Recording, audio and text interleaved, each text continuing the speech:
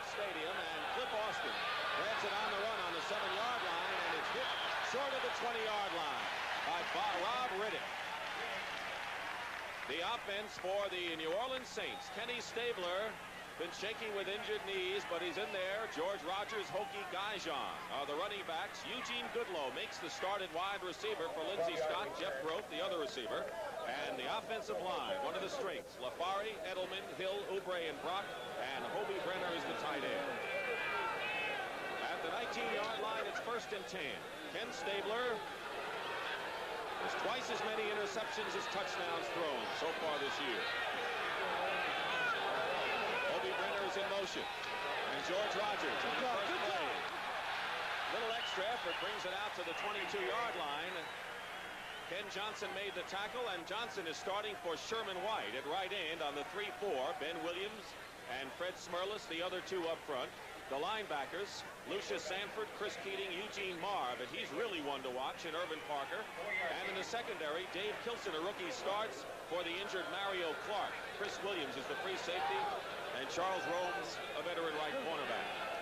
A gain of 4, it'll be 2nd and 6 at the 23.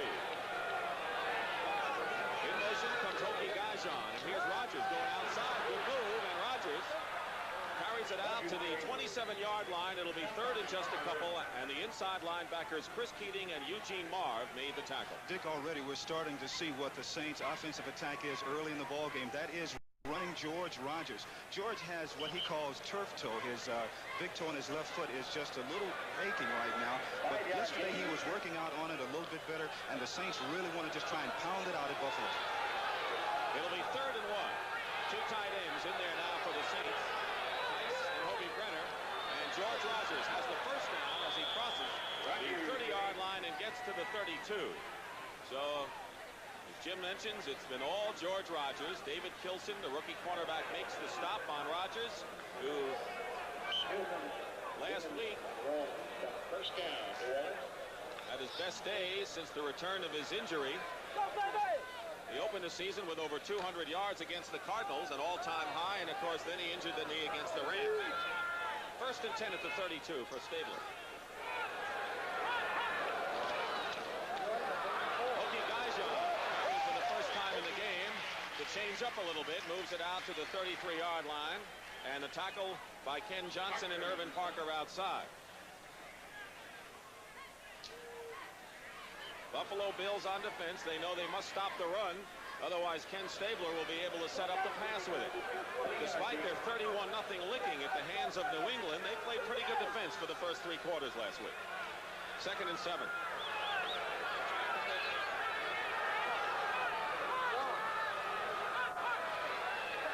And on the draw play, Hokie Gaijon to the 36. It'll be 3rd now and about 5. The nose tackle Fred Smerlas, in his 5th year from Boston College, makes the tackle. Starting for his 4th year, he's been in 3 Pro Bowls in a row as Smerlas. And talking to Kay Stevenson, the coach of the Buffalo Bills yesterday, Dick, he was telling me that Smerlas has to play well today. He's been having some bad games. The Bills on defense have been giving up over 400 yards the last 4 games, and Smerlas must play well today in order to stabilize that 3-4 attack. They have the dime defensive back, 6 of them in there now at 3rd down and 5. And Stabler for the first time goes to the air, and Groth has it. First down into Buffalo territory, and swung out of bounds at the 36-yard line by Steve Freeman.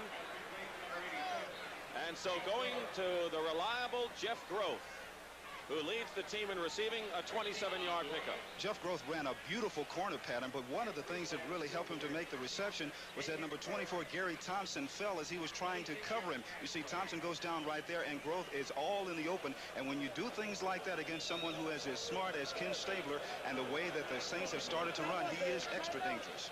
So Jeff Groth, the leading receiver on this team, by 1 over Hobie Brenner, as Kenny likes to go to the possession wide receiver in the tight end. It's 1st and 10 now at the 37 of Buffalo.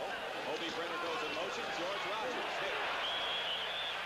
He is hit at the 34-yard line by Ben Williams, the defensive left end.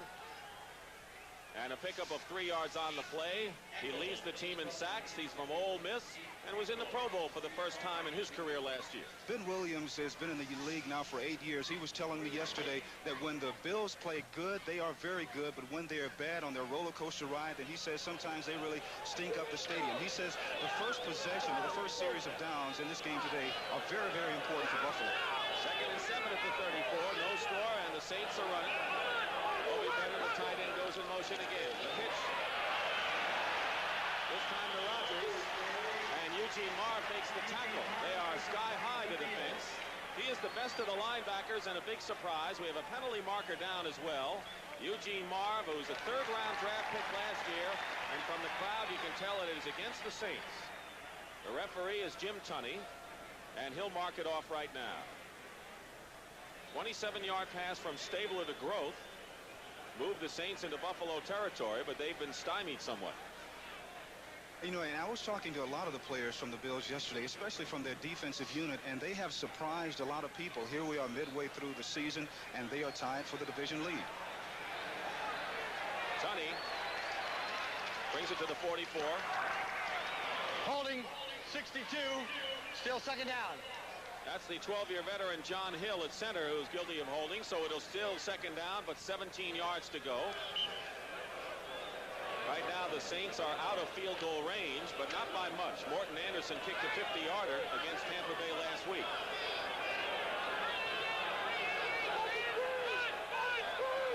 At the 44 of Buffalo, Stabler going back, facing pressure.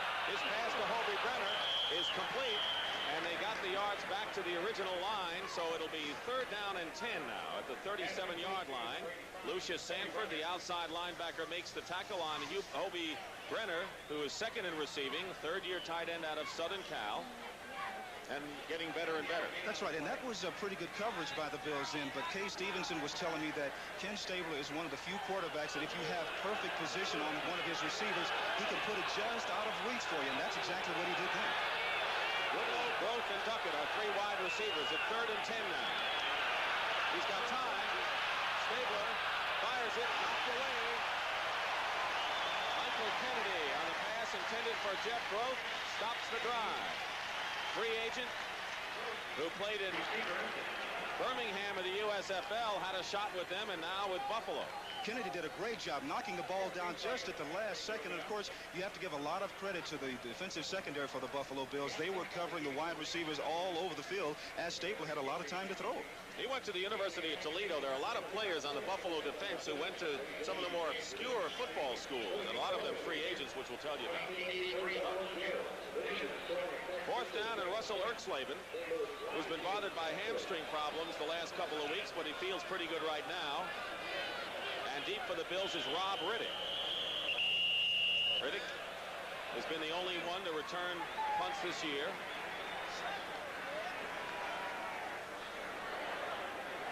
Riddick back deep for Buffalo. And a delay of the game call. Delay, offense, penalty decline. 4th down. A smart move by Buffalo then, Dick. Obviously, the Saints wanted to get the delay of game penalty just to give Erxleben a little bit more yardage in order to punt. But Buffalo says, no, we aren't buying it. Kick it from here. Saints opponents have returned 26 of 36 punts. That's the highest ratio in the NFL this year. High end over end, bouncing at the 12-yard line, and they're going to try and down it, but they can't do it. The Saints had an opportunity, but couldn't do it. And Bobby Johnson, who was the hero on defense of last week's game, couldn't keep it in the field of play. So it goes as a touchback, and Buffalo will go on offense for the first time today when we come back to Rich Stadium in a moment. 1st and 10 for the Bills on the 20-yard line. There's a malfunction with the 30-second clock.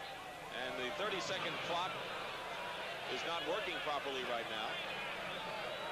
The offense for the Buffalo Bills, you're looking at Joe Ferguson, the quarterback that we've talked about, Joe Cribbs, and Booker Moore, Jerry Butler, and Frank Lewis, 2 of the better wide receivers you'll see. The offensive line, and Mark Bramer, the tight end. Joe Ferguson from Shreveport, Louisiana, and the University of Arkansas. In motion motion is the veteran Frank Lewis. And Joe Cribbs carries and is hit immediately at the line of scrimmage. And Bruce Clark, the defensive left end, makes the tackle. Derlin Moore and Jim Wilkes also up front. And the linebackers, Ricky Jackson and Whitney Paul outside, Jim Kovach and Dennis Winston inside. A very fine Saints defense. Weimer, Johnny Poe tied for the league lead in interceptions. Russell Gary and Frank Watlett in the secondary.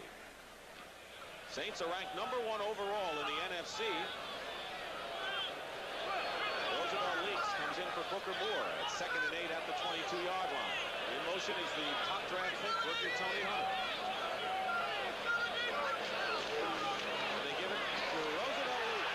Who with a head of steam has a first down at the 31-yard line, and it takes Russell Gary's strong hit to stop him finally, but not before Roosevelt Leaks in his 9th year has a first down for the Bills. You know, talking to some of the offensive linemen for the Bills yesterday, they were telling me that even though the Saints are big and aggressive and they like to intimidate a lot of people, they are starting to take this on as a personal thing, a personal challenge to them. They feel that the Saints are the best defensive unit that they have played so far this year, and with holes like that, getting Roosevelt Leaks into the secondary, if they can continue to do that, they feel that they'll have a good shot at winning.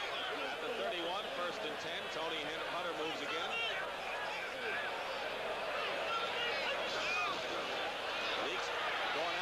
Pass receiver and Joe Ferguson. This is tight end Mark Bramer, who gets a few extra yards down the sideline. And a first down, 16-yard pickup to the 46-yard line. So Mark Bramer, who's in his 3rd year as a starting tight end, and has that good hands, if not the great speed. Bramer's going to be very important in this game this afternoon because the Saints will probably try and double cover the 2 wide receivers for the Bills, who are just excellent wide receivers. But when you have a tight end who can get open like Bramer can, then that's going to loosen up everything else. And Ferguson was telling me yesterday that he's been talking to Bramer all week long and told him he's going to be a vital part of this offensive attack. Booker Moore comes back in the game at fullback for the Bills and Joe Ferguson. 1st and 10 at the Buffalo 47. No score, first quarter. 7:56 to go, and Joe Cribbs gets ahead of steam. And Joe Cribbs, they can't get him. Russell Gary from behind at the 32-yard line. And Joe Cribbs with a 19-yard run comes into the game, 4th in rushing in the AFC. What a remarkable individual Joe Cribbs is. We all know that he's going to leave, or he plans on leaving Buffalo, heading for Birmingham in the USFL after this season. What he told me yesterday is all of those things have not bothered him once he gets on the field. The only thing he wants to do is perform to the best of his possible ability, and the rest will take care of itself. That's a perfect example right there. And, of course, the Bills are not letting them out that easy. They're contesting that contract with the USFL, but Joe has been a terrific athlete, putting it out of his mind, as you say. He gained 30 yards last week and has 19 already. And has some more. Joe Cribbs to the 25 or 26-yard line. So Cribbs probably will surpass his output of last week, maybe in this quarter. You know, it's really kind of amazing yesterday, Dick, because all the offensive linemen were coming by Joe's locker after their workout here, and they just kept patting him on the back and telling him, hey, listen, we're going to do it for you tomorrow. We're going to open up the holes for you tomorrow. And right now, that's what they're starting to do. Cribbs comes out of the game along with Booker Moore. Joe gets a well-deserved rest. Roosevelt Leaks comes in as the blocking back. Mike Mosley, number 88. Receiver Jerry Butler also there, and up the middle to Roosevelt Leaks inside the 25, and another first down for the Buffalo Bills. Ricky Jackson and Frank Watlett stop Leaks, who has really found an opening up the middle to good advantage so far. The offensive line for the Buffalo Bills have really taken it upon themselves, and right now what they're doing is they're getting underneath the big, aggressive defensive line for the New Orleans Saints. They're moving people around, and you don't have to move them that much when you have people like Joe Cribbs and Roosevelt Leaks who can cut back. It is a 1st and 10 now at the 18-yard line of New Orleans. So Buffalo here in the first quarter with 5:48 remaining, and their biggest threat. Cribbs and Booker Moore back in there. In the I formation, Cribbs following Booker Moore's block is stopped at about the 15-yard line. No Cribbs, Jerry. Russell Gary from the safety position makes the tackle. Joe Cribbs, the 62-yard run last year against Miami, and that was the longest run from scrimmage for the Bills this year. The The Giants open up with a 7-0 lead over the Dallas Cowboys. They've beaten Dallas twice in a row at home the last couple of years. Detroit leading Chicago 7-0. Baltimore over Philadelphia on a field goal. And Cleveland, 3-point lead over Houston. Second down 8 at the 16. Ferguson with a blitz. Going deep for Frank Lewis. No good. He was out of the end zone, and it is not a touchdown. And Joe Ferguson was hit hard and really stung back at the line of scrimmage and getting up slowly.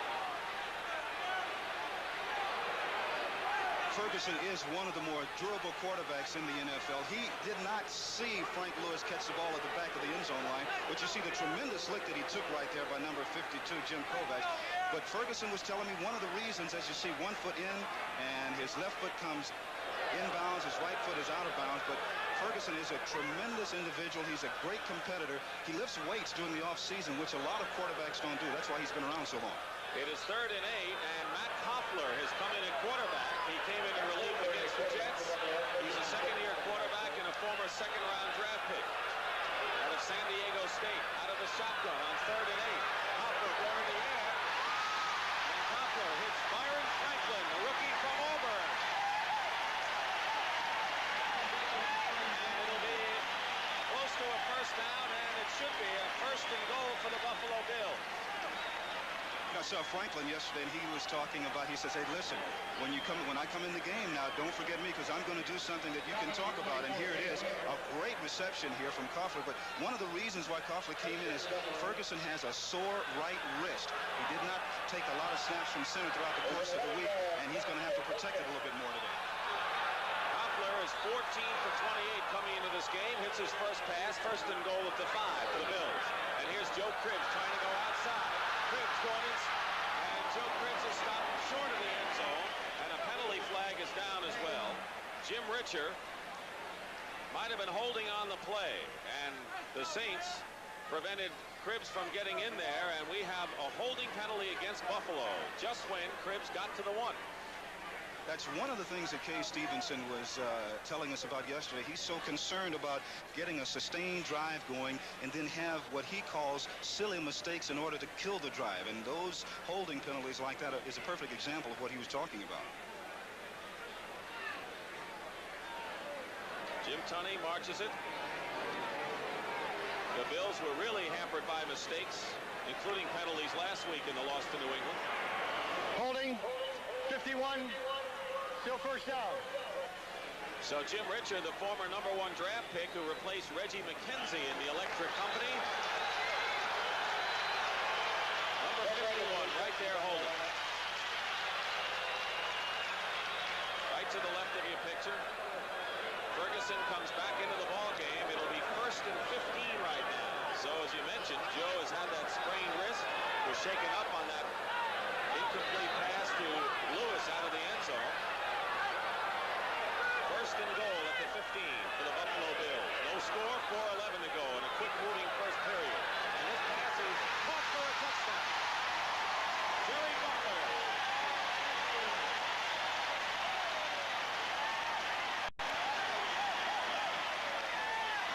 Third touchdown reception of the year for Jerry Butler, and the Bills get on the board 6-0.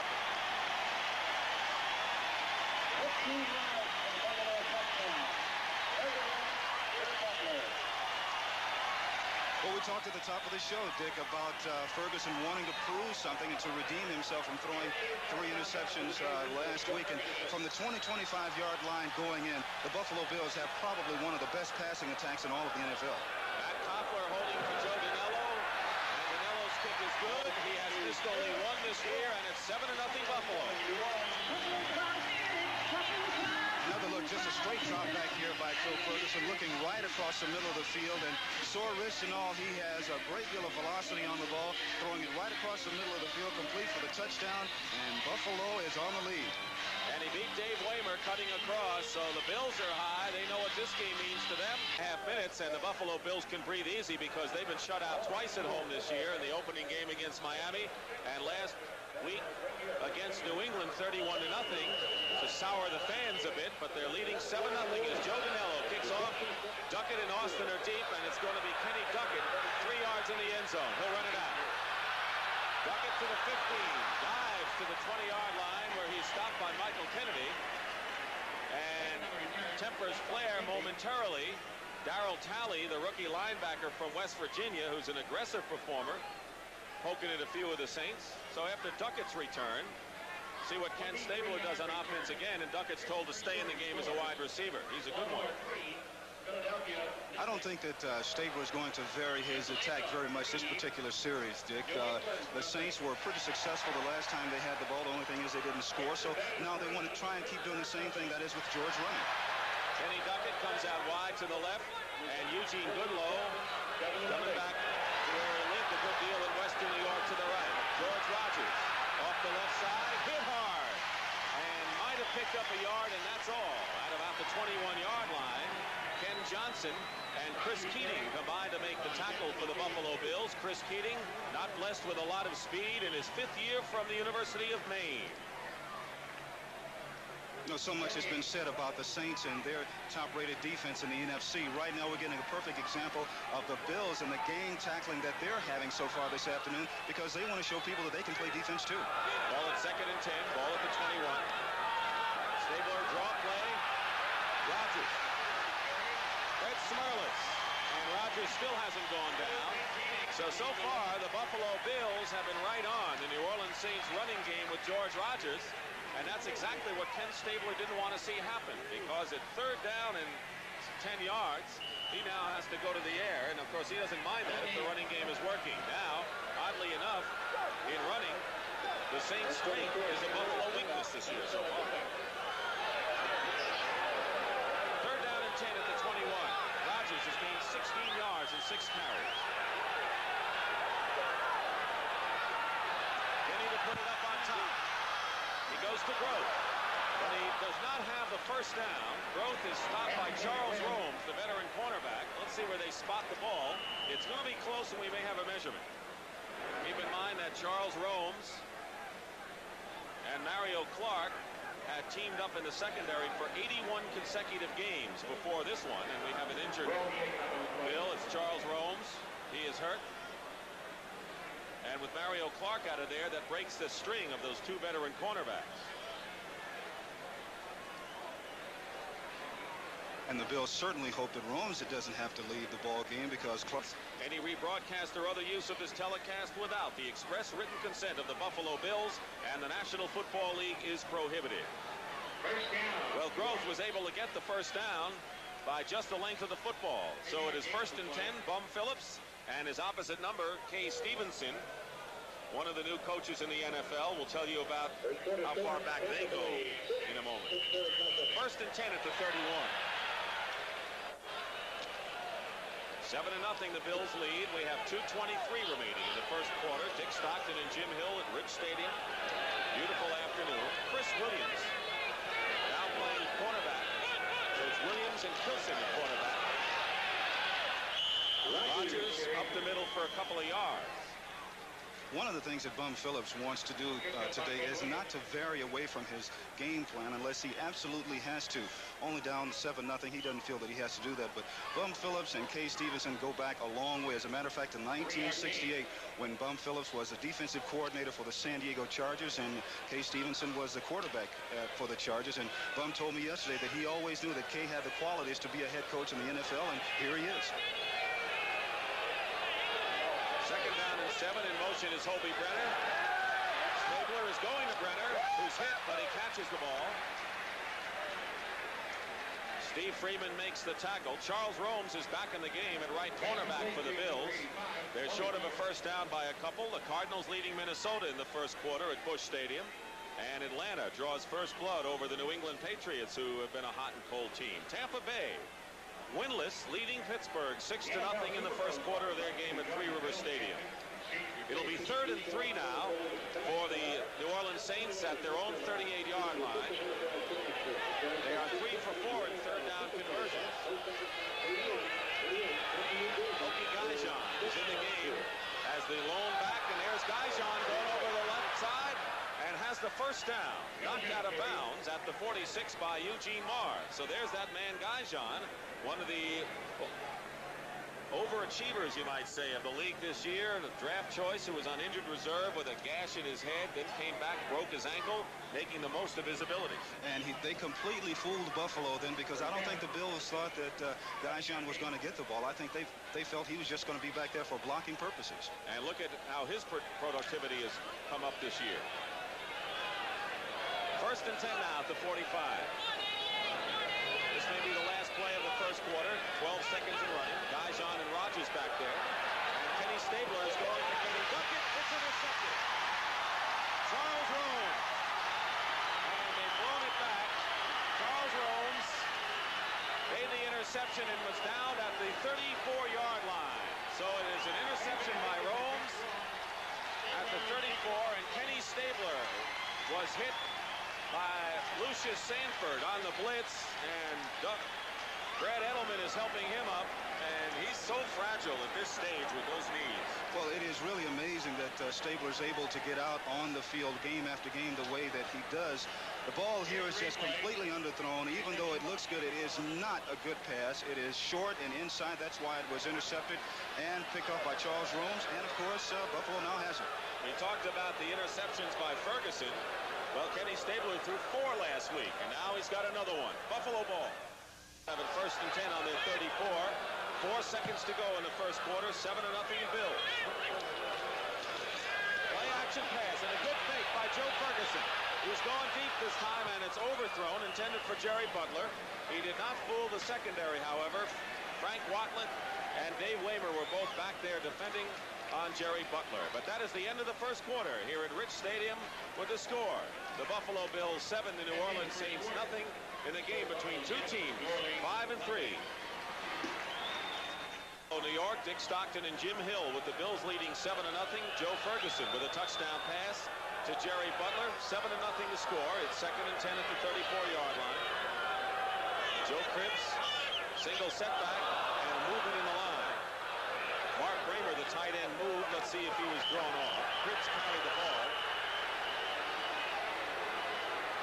Penalty flag down.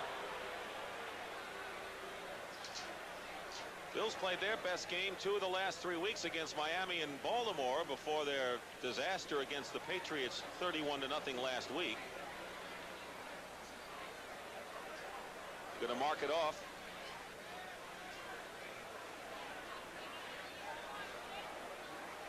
Against the Bills, apparently.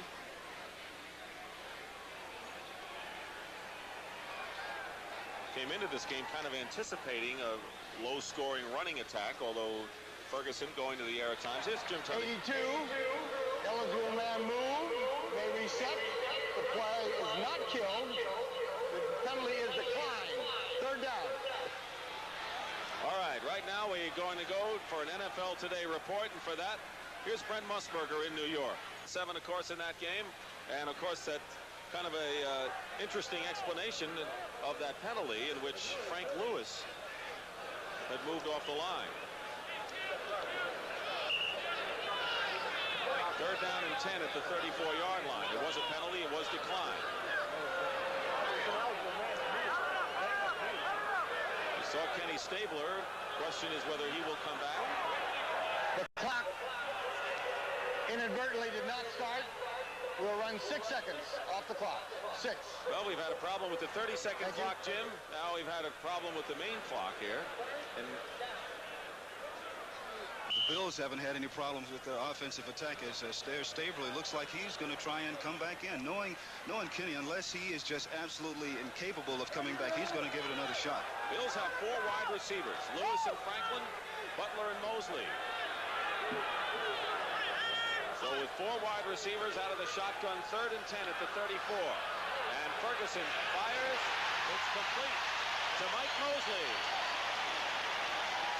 The former wishbone quarterback at Texas A&M in his 2nd year.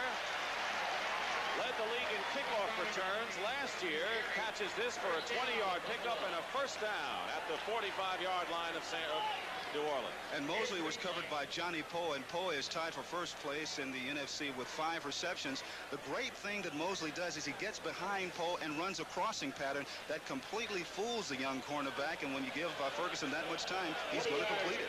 First and 10 at the 45. Less than a minute going by in the second period. In motion comes Frank Lewis. Here's Joe Cribbs. Dives to the 40-yard line, picks up 5 yards on the play. Frank Watlett and Dennis Winston combined to make the tackle, and a good block by Booker Moore, the fullback. The report on Ken Stabler is that he has bruised his ribs a bit, and they're still not sure whether he's going to come back. But when you look at the Buffalo Bills, as we take a look at Ken Stabler on the sidelines there, Buffalo right now, and particularly Joe Cribbs, is even more dangerous because Ferguson has been very hot throwing the ball, and that really opens it up for Cribbs running out of the backfield. He's gained 36 yards and 5 carries, Jim, and it's now 2nd and 5 at the 40-yard line, 7-0, play action rollout. Ferguson way back in his own territory, goes the other way to the tight end, Tony Hunter. Hunter to the 30-yard line. Tony Hunter has blockers, and Tony Hunter is in for the touchdown.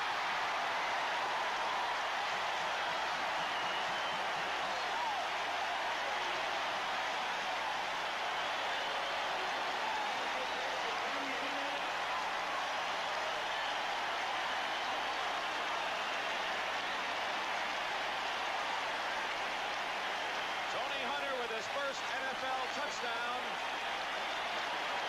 on a big play, well conceived, on a tight end screen, and the former Notre Dame All-American and #1 draft choice scores his first NFL touchdown, and the crowd on its feet here at Rich Stadium. Joe Danello with Poplar holding will try to give the Bills their 14th point here. So right now this has been a Buffalo ball game. The kick is good. Stabler shaken up on the sidelines, and as you said, Joe Ferguson going to the air early and successful at it.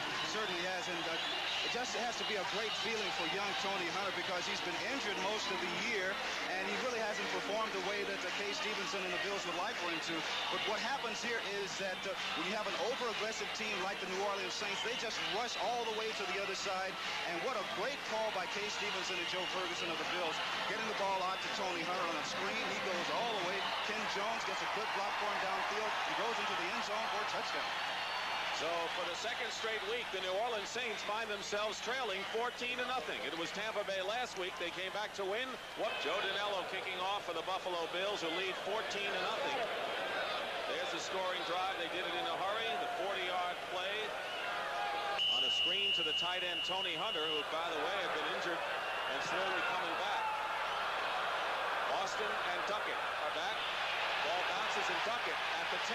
Little confusion by the Saints, and Kenny Duckett scampers out of bounds at the 10. It's been a game of which the blue-shirted Buffalo Bills, Gary Thompson, took advantage of the hesitation by the Saints. Darryl Caldwell also in on the play.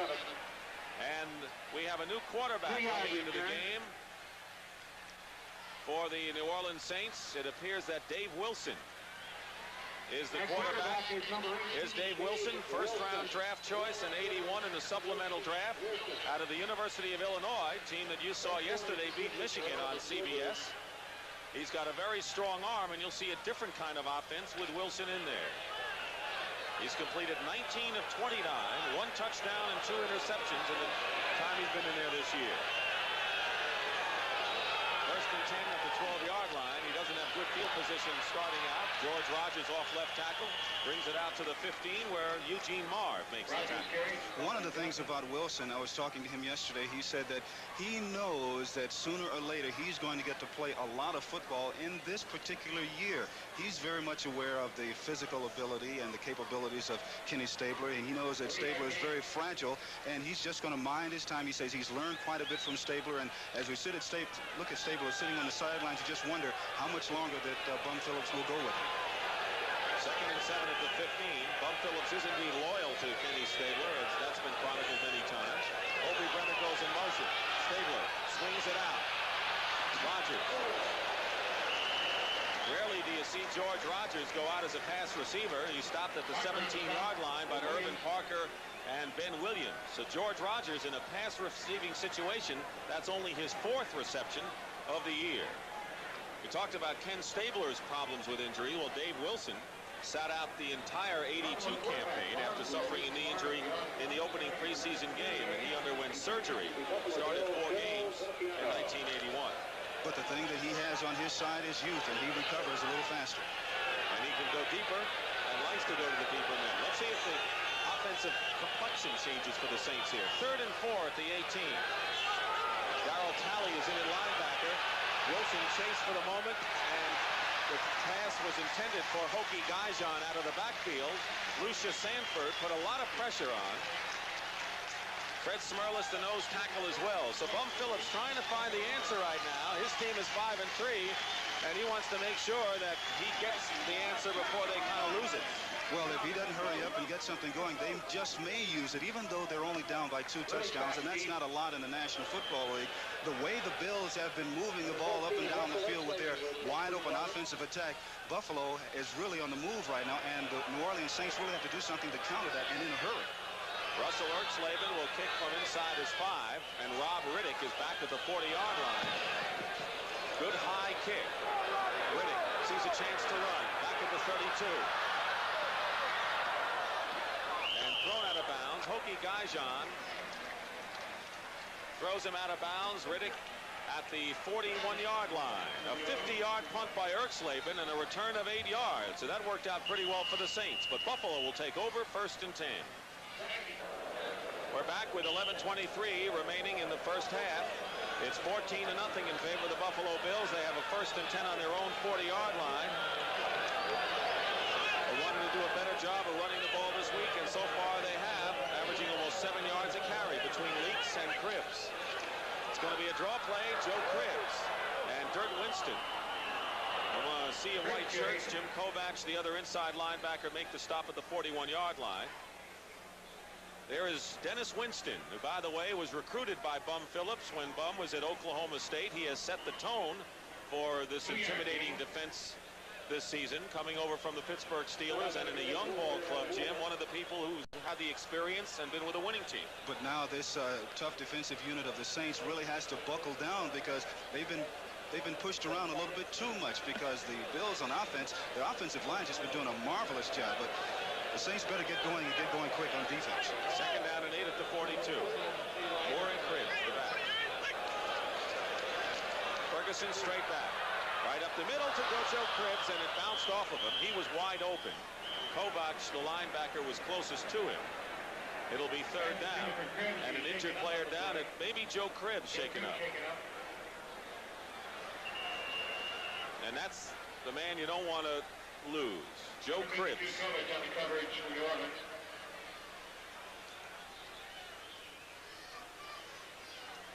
See where this ball bounced off, Joe.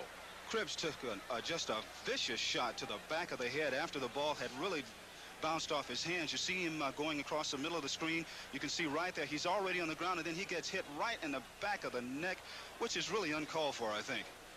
So Cribbs is still on the ground, and Kovacs was the one who made the hit. We'll take a timeout right now. 10:31 remaining.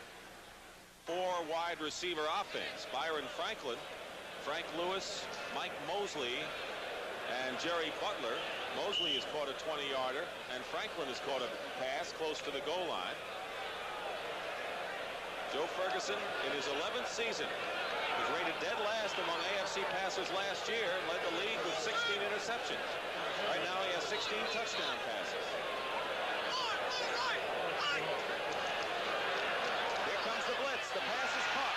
Jerry Butler. And Butler has a 1st down in New Orleans territory. Russell Gary makes the stop, and that's what an experienced quarterback can do against the blitz. And that's one of the things that Ferguson was telling me yesterday that he was hoping that the Saints would do. The Saints have what they call controlled blitzing, and Ferguson told me yesterday, if you have the right play call at the right time, then you can really burn them on it. And this particular time, the Bills had the right play call, getting the ball out to Jerry Butler, picking up enough yardage for the 1st down.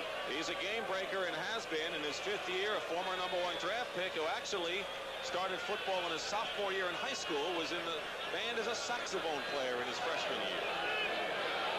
Rob Riddick, is in the game. You see him now move, and replacing Joe Cribbs is still out. Booker Moore the other back. Play action, rolling out is Ferguson. Ferguson running, and finally decides to slide on the artificial turf at the 41-yard line. And that was a design play. Well, next Saturday we have 2 great college football games. Looks like Stabler's through for the day, Dick. It really, has his head down, holding those ribs on the side. That's a very sad scene to see. Joe Cribbs back in the game, and Joe Cribbs carrying the ball has a first down at the 35-yard line. I think Joe Ferguson is really calling a terrific ball game, mixing his plays, the bootlegs, the rollouts, the fancy kind of play before it in a touchdown pass, and mixing the run and the pass. Well, I got the feeling from him yesterday that he was all fired up and ready to go. If they could have played yesterday, I think Ferguson really wanted to. And as we talked about earlier, he wants to prove something, because for 11 years here, he feels like his performances have been taken for granted. And so far, he's done a remarkable job. This is his 96th consecutive start. Ties with Ron Jaworski of the Eagles, tops for active quarterbacks. Roosevelt Leaks is in the game, number 48, and Joe Cribbs carries again and just gets a couple this time. You have been right about why this game has gone the way it is, and it has been the offensive line of the Buffalo Bills, because you're going against the #1 defense in the conference and a good defense against the rush. And there you see, getting up slowly was Ken Jones, who lost a shoe. That just the offensive line has really been blowing out the Saints defense. They really have. The Bills feel that the Saints are the best defense that they've played so far this year. Coming up next, 2 5-3 teams. In fact, the mirror image of this game, the Rams of the NFC West against the Dolphins of the AFC East. 5-3 coming up for most of you. The Miami audience will not see the game. Mike Mosley replaces Jerry Butler, who was shaken up, and Ferguson completes the pass on 2nd and 9, and maybe another first down. Tony Hunter, the tight end who caught the touchdown pass, has it inside the 25-yard line, a 9-yard gain, and close to another Buffalo first down. What the Saints are going to have to start doing, Dick, is they're going to have to start blitzing a little bit more, because they are not getting a lot of pressure on Ferguson. You see, he stands in the pocket. He gets a little pressure, but that's from his the defensive line. The Saints are going to have to start blitzing their linebackers just a little bit more. One time they blitzed before, but they got burned on it on a pass to Jerry Butler. But that's the only way that they're going to have to get pressure on Ferguson, because he's red hot now. Joe Ferguson there, you see they're short of the first down by just a few inches. Joe so far has completed 6 of 9 passes for 111 yards and 2 touchdowns. He is red hot. It bears up what he told you, that just because he's had a rough game after having 2 brilliant games. He thrown 8 touchdown passes against Miami and Baltimore in the previous 2 before last week's contest. Oh, he's a great quarterback. 3rd and 1, and Buffalo's a perfect 3 for 3 in 3rd down conversions. And Roosevelt Leaks has the first down. Terrific effort by Leaks and the help of the offensive line, and a first down to the 23-yard line. Frank Watlett, the free safety, makes the tackle on Leaks, who began his career with the Baltimore Colts and used to team up with Earl Campbell on the Texas Longhorns. Been a long afternoon so far for Bum Phillips. We have 6 minutes and 23 seconds to go in the second quarter. 14-0 to score. Buffalo has scored in each of the first 2 quarters on Joe Ferguson touchdown passes.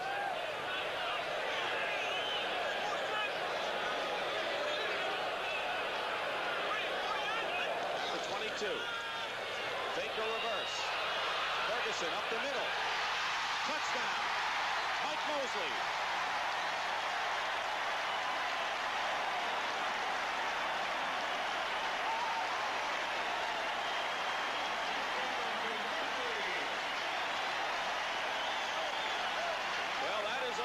Mosley's 2nd reception in the NFL, but this one is a touchdown. So like Tony Hunter, Mike Mosley, who's in his 2nd year, has a touchdown reception. And it's the mobility of Ferguson that caused him to be able to get the touchdown. There's the move right there. Feeling pressure, stepping up into the pocket, hitting Mosley, crossing the middle of the field. Touchdown, Buffalo. 22-yard touchdown pass. Once again, Hopler holds for Danello, and it's 21-0.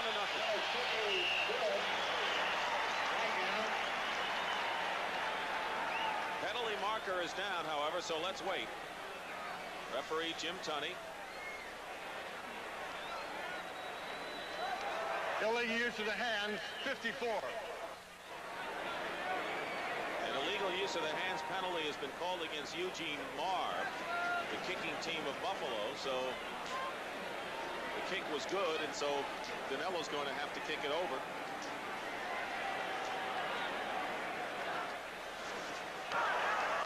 Illegal use of hands, number 54. Try will be redone.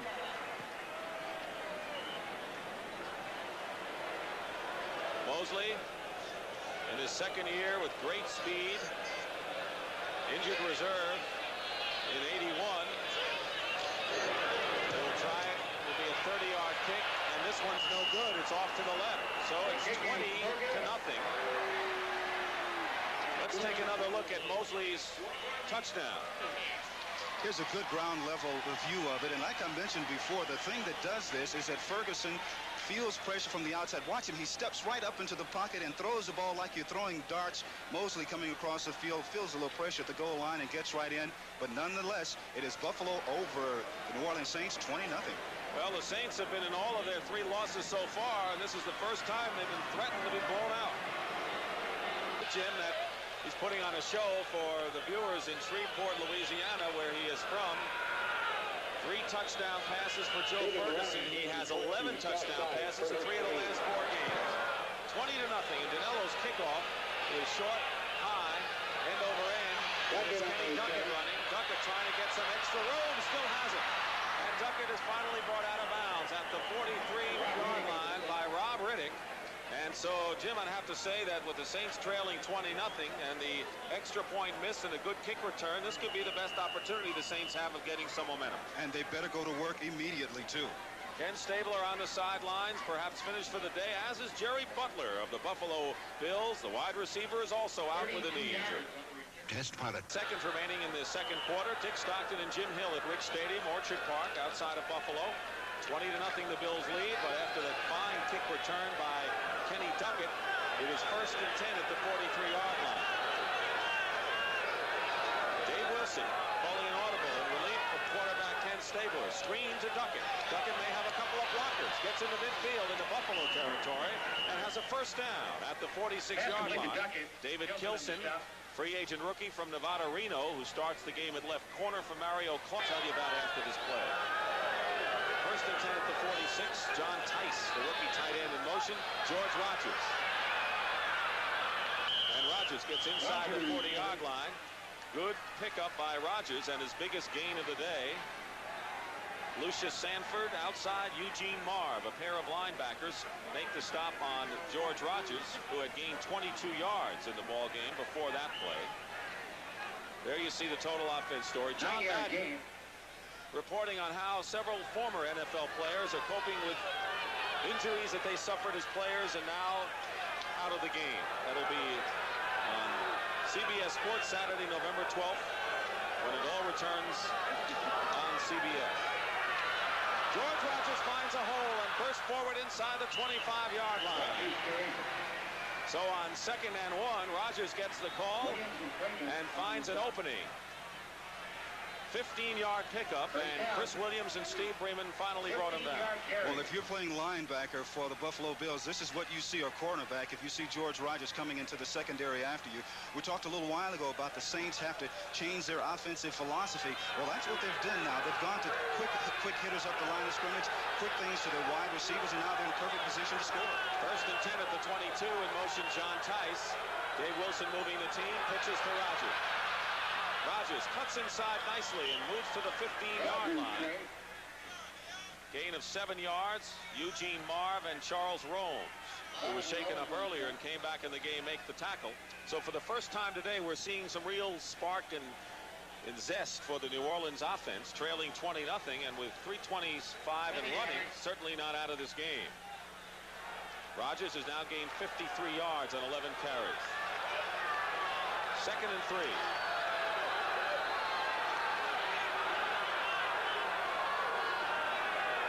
Rogers is the one back. And it's Rogers' ball, tripped up at the line of scrimmage by Chris Keating. So it'll be 3rd down and 3. And even though New Orleans is down 20-0 right now, 2 minutes and 50 seconds left here in the first half, all they have to do is get a touchdown, and they're right back in the ball game. George just trips over his own offensive lineman right there. That's the reason that he went down. But you're down by 3 touchdowns, a little bit more than 3 touchdowns, 3 big plays, and you're right back in it. Well, right now it's a little less than 3 with that conversion miss, and somehow it always comes back to haunt you, doesn't it? Even when you have a lead like 20-0. Rich Morty, number 84, is in motion. 3rd down and 3. George Rogers head down, barrels forward, and appears to have the first down at the 11-yard line. And we saw the best acceleration of the day from George Rogers.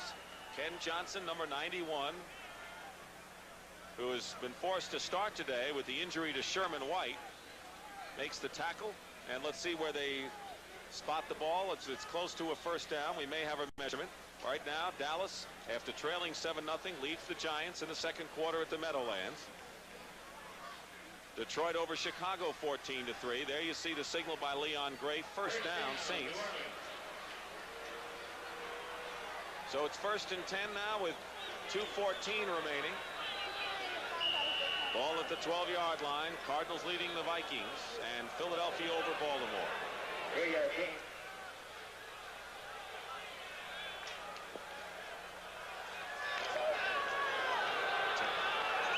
First down and 10. The ball at the 12-yard line.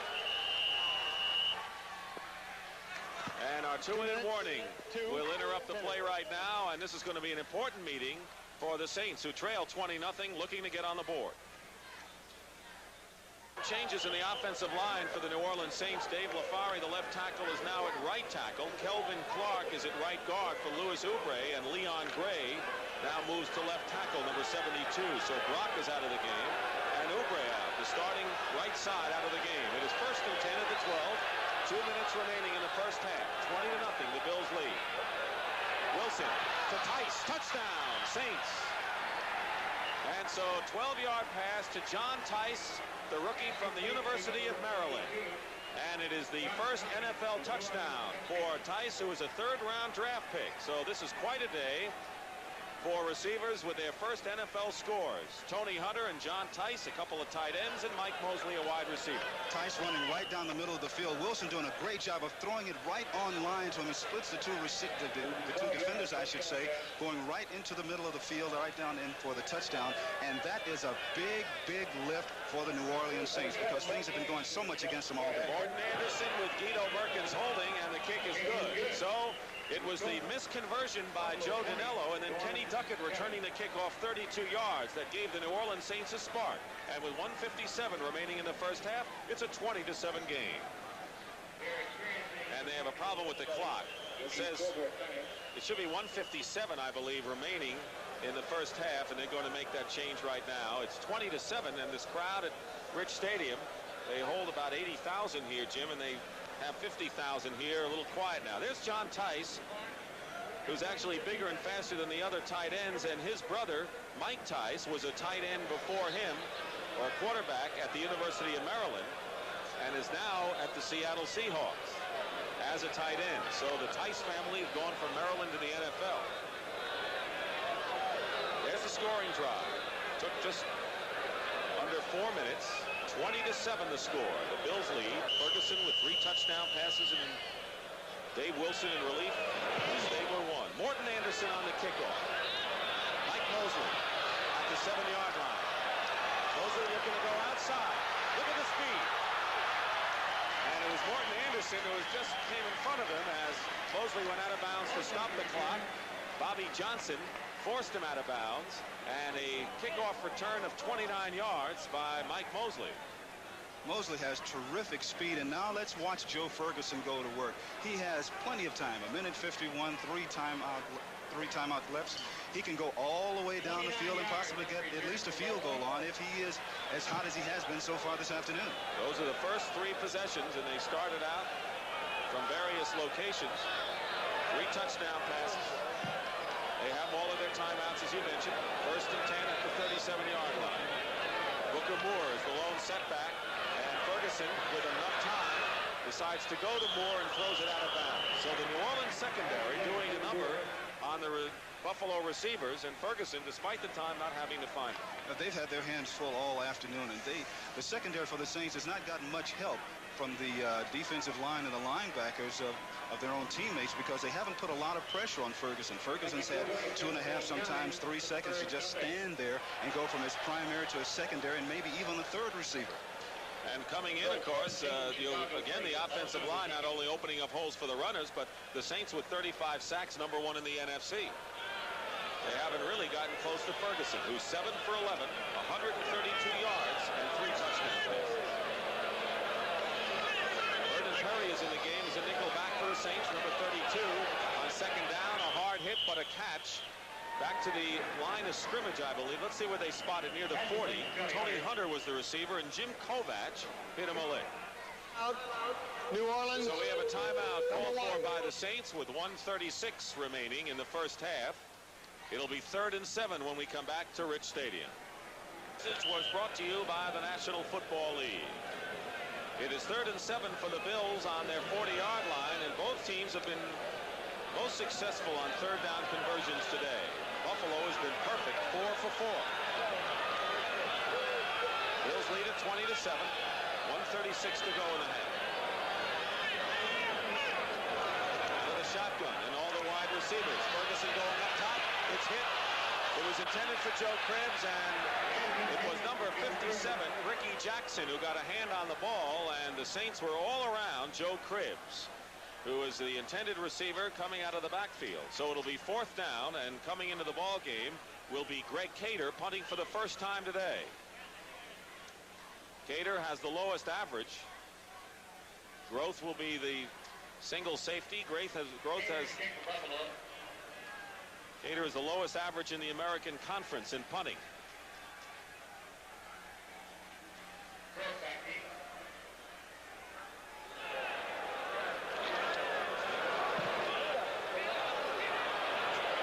Groth at the 21. And gets to the 36-yard line. Trey Junkin, rookie from Louisiana Tech, makes the stop. There are 4 players on the Buffalo Bills from Bayou Country, including Frank Lewis and Joe Ferguson. Trey Junkin is another one, and Chris Williams, who played at LSU. There's the timeout story. New Orleans has 2 remaining, 1:20 to go. It'll be 1st and 10 on the 36. And look for the Saints to go right back to work again and move right down the field. Look for Kenny Duckett. He's a speedster out there. He can really move. Different team with Dave Wilson at quarterback. Lindsey Scott is in at wide receiver, number 80. Up the middle, Eugene Goodlow, who gave ground and is stopped at the 42-yard line by Steve Freeman. Free safety. Clock continues to run, and the play called now by Wilson. Winding down to a minute to go. 6 yards on the play. It's 20-7. The Saints have 2 timeouts remaining. Wilson at 2nd and 4 to Duckett. Did not have possession, out of bounds. Filson covering on the play. It'll be 3rd down, but the clock stops with 53 seconds. Coming up at halftime, Brett Nerve with scores and highlights. And legends of the game, the Golden Boy, Paul Hornung. You don't find a legend that has been around even longer than Paul Hornung. Well, what a terrific running back he was with the Packers, and be interesting to see what we'll have to say about him. He's a good one. And a place kicker. Score a lot of points. A 37-0 championship game between the Packers and the Giants in the 60s. Meanwhile, right here, it's 3rd and 4 for Dave Wilson. Saints would like to get in the position to try for a field goal at least before the end of this half. Wilson going to a wide open Lindsey Scott, and the pass was behind him and overthrown, but Lindsey Scott was wide open. David Kilson was closest to him, and the Saints had a big opportunity for more than a first down on that play. And Wilson is hot. He is extremely mad. I think that there was a mix-up on the pass route that particular time, because he was just completely wide open and the ball was just thrown away from him. And like you said, they were going for more than just getting into position for a field goal. It is 4th down, and Russell Erxleben will kick it away with 48 seconds to go in the half. Rob Riddick is back for the Buffalo Bills. Erxleben has punted well so far today. Riddick is going to have to let it bounce at the 24. High hop for him. Jimmy Rogers misses it, and he is stopped at the 19-yard line. 20-7 the score. A 44-yard punt by Ertzleben, and Riddick brings it back 6 yards. Joe Ferguson with 3 touchdown passes. Jerry Butler 15 yards in the first quarter to give the Bills a 7-0 lead. And a 40-yard tight end screen to Tony Hunter in his first NFL reception to make it 14-0. Mike Mosley with a 22-yard play. And after the conversion was missed, the Saints came back and got on the board when Dave Wilson hit John Tice for his first NFL reception, the rookie tight end. They're at the 20 now.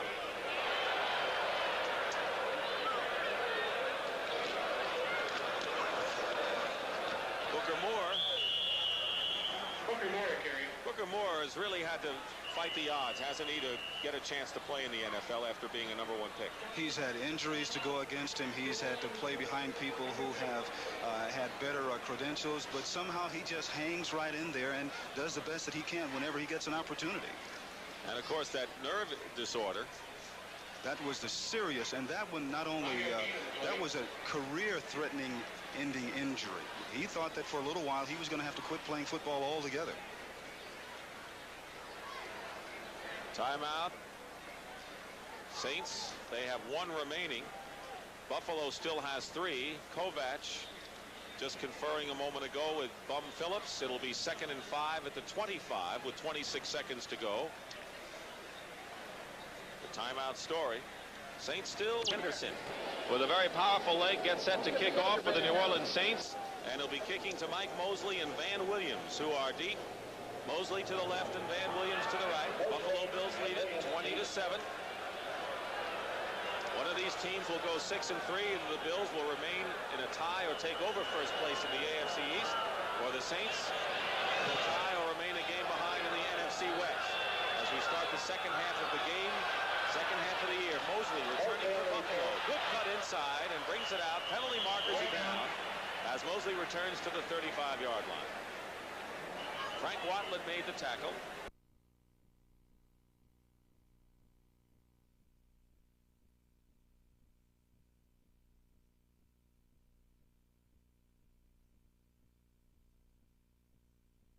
Seven. One of these teams will go 6-3, and the Bills will remain in a tie or take over first place in the AFC East, or the Saints will tie or remain a game behind in the NFC West. As we start the second half of the game, second half of the year, Mosley returning for Buffalo. Good cut inside and brings it out. Penalty markers are down as Mosley returns to the 35-yard line. Frank Watland made the tackle. Joe Cribbs with 49 yards and 10 carries, the leading rusher for the Bills. George Rogers, 56 yards on 13 carries, leads the Saints. The penalty is against Buffalo.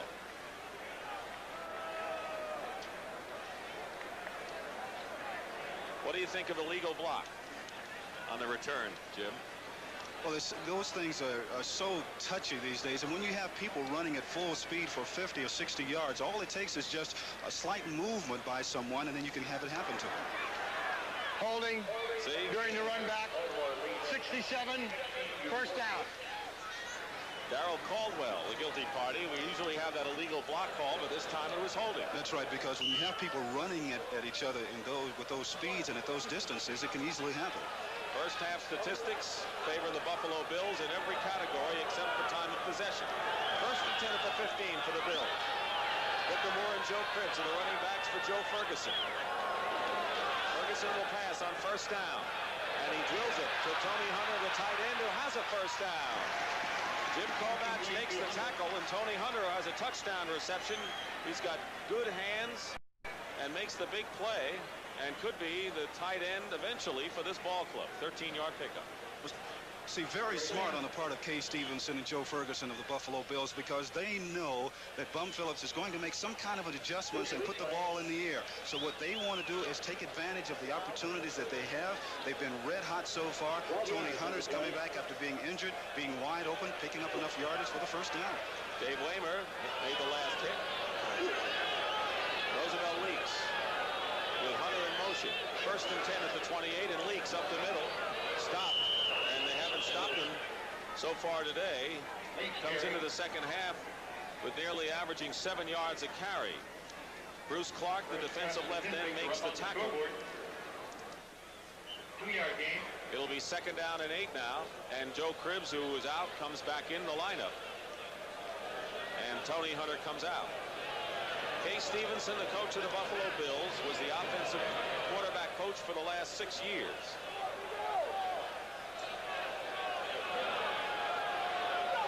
Second down and 8 at the 29.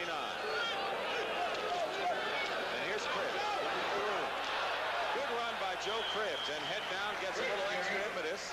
Stopped short of a first down by Kovach and Winston. It'll be 3rd and about a yard for the Bills. You know, Joe is one of the few backs in the National Football League who can actually make progress while making cuts. Some people make cuts and they stand still, or they'll go from side to side. But you watch as he makes a cut, he moves upfield every time he makes a cut, and that's what allowed him to pick up almost enough yardage for a first down. Good run by him. And a good block by the left tackle, Ken Jones, who was trying to ward off Dennis Winston, who has made the tackle. So the pride of Woodlawn High School in Shreveport, Louisiana, brings the Bills out 3rd and 1 at the 36. And here is Cribbs, and Joe is close to the first down and may not have made it. It's going to be close. Saints were ready for it, up the middle burst. Bruce Clark again makes the tackle. Clark, Derlin Moore, Jim Wilkes up front, but they'll use Lewis, Tony Elliott, and Frank Warren. They'll interchange all of them. See where they spot the ball.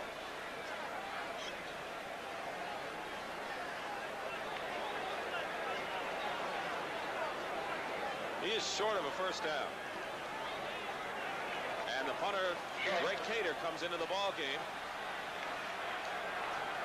So it's 4th down, and Kay Stevenson has seen the New Orleans Saints stop the Bills on their first possession here in the second half. So Greg Cater is in to punt for the Buffalo Bills. He hasn't averaged over 40 yards per punt in any of his 4 NFL seasons. They go through a lot of kickers here because of the elements, although today we don't have much of a wind problem. Groth is back. Jeff Groth for the Saints.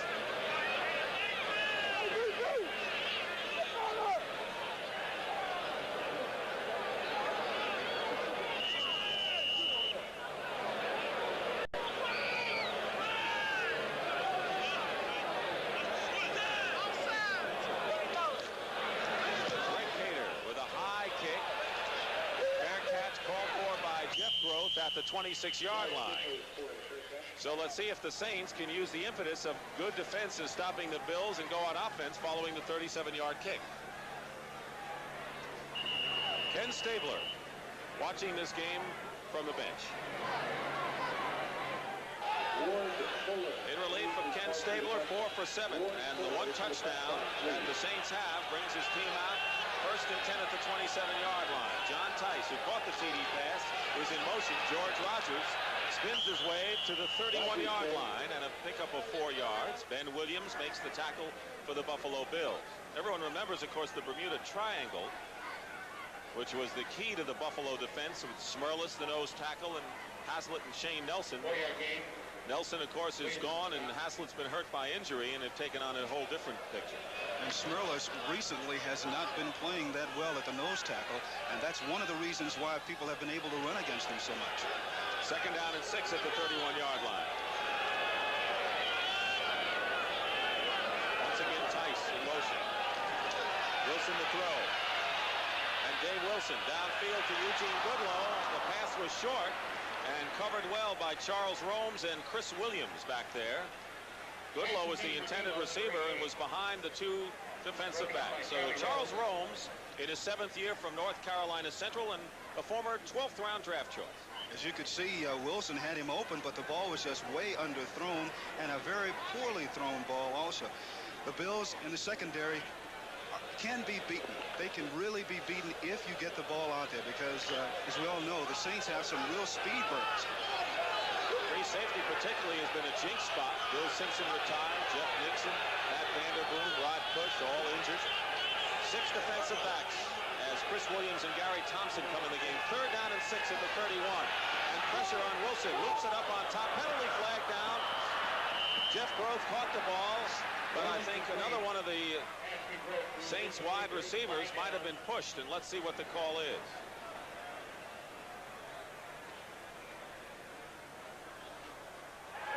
Apparently it's against Buffalo. The Saints have been pointing, and the Bills are applauding. Someone's wrong out there. I think it's against the Saints. It's pass interference against the Saints. What happened then is that the Saints had two wide receivers to the near sidelines, and they ran a little pick pattern down at the bottom, would be at the bottom of your screen, and that's what was called. Offensive pass interference, number 88, declined. 4th down. Eugene Goodlow, the penalty, and let's see if we can pick it up here. As you watch Goodlow, number 88, watch him run a little pick pattern right here. He pushes off and pushes into the other defensive back, which is what allowed you see Goodlow running down. He's holding his hands up, but that's why the penalty was called, for the pushing off right there. He pushed Chris Williams, so Russell Erxleben in the punt on 4th down and 6. It's kind of a play that people were talking about the 49ers using the year they won the Super Bowl. Rob Riddick is back to the 25-yard line for the Buffalo Bills. And Riddick lets it bounce at the 30-yard line, then picks it up and is smothered at the 32-yard line. So each team has had a chance. Jim Peterzak makes the tackle. A 39-yard punt. It'll be 1st and 10 Buffalo when we come back. Buffalo Bills on the 32-yard line, 20-7 to score. Buffalo scored the first 20 points thanks to Joe Ferguson's 3 touchdown passes. They've missed a conversion today.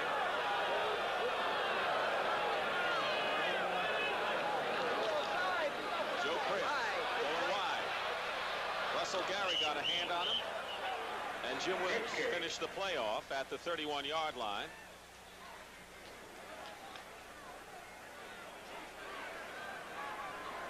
So the Saints read that play. It'll be 2nd down. Call it no gain. 11:34 remaining in the 3rd quarter. The score is 20-7 in favor of Buffalo. Mike Mosley, who caught a touchdown pass, comes into the game.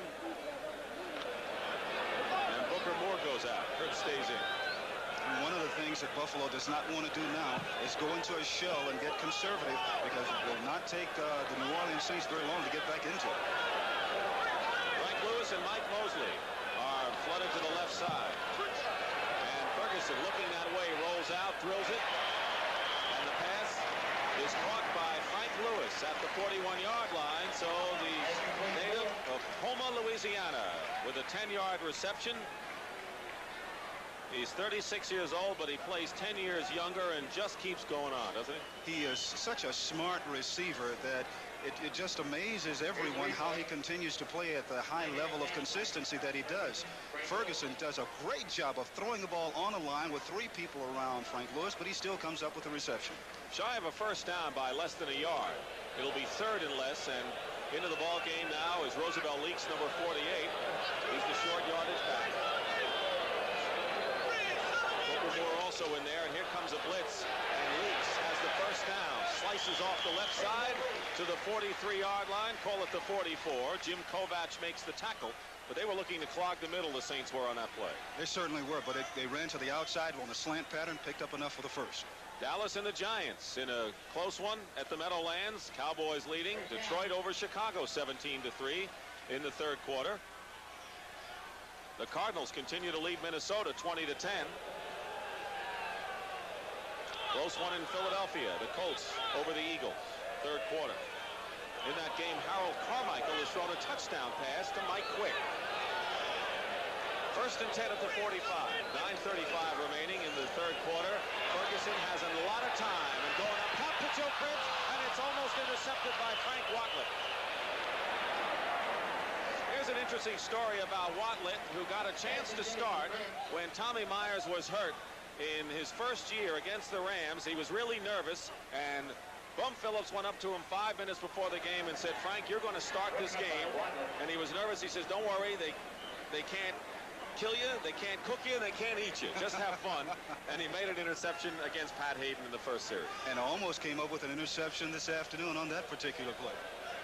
Bum Phillips knows how to handle people, doesn't he? He is marvelous. You won't find coaches any more honest than Bum Phillips.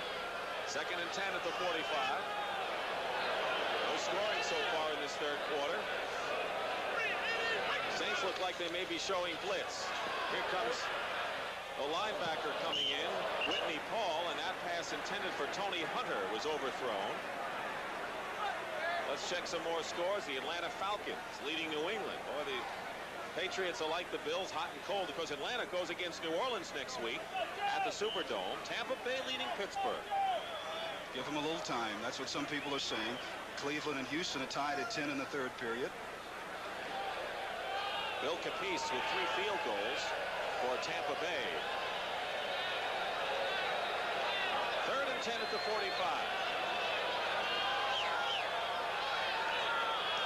Saints would like to get the ball back. They know that if they get a touchdown, they're within 6. They put the pressure on Ferguson, and Frank Lewis, the intended receiver, and is overthrown with Dave Waymer covering on the play. I think we've seen 3 consecutive plays where the passing routes have been where they just have not been coordinated.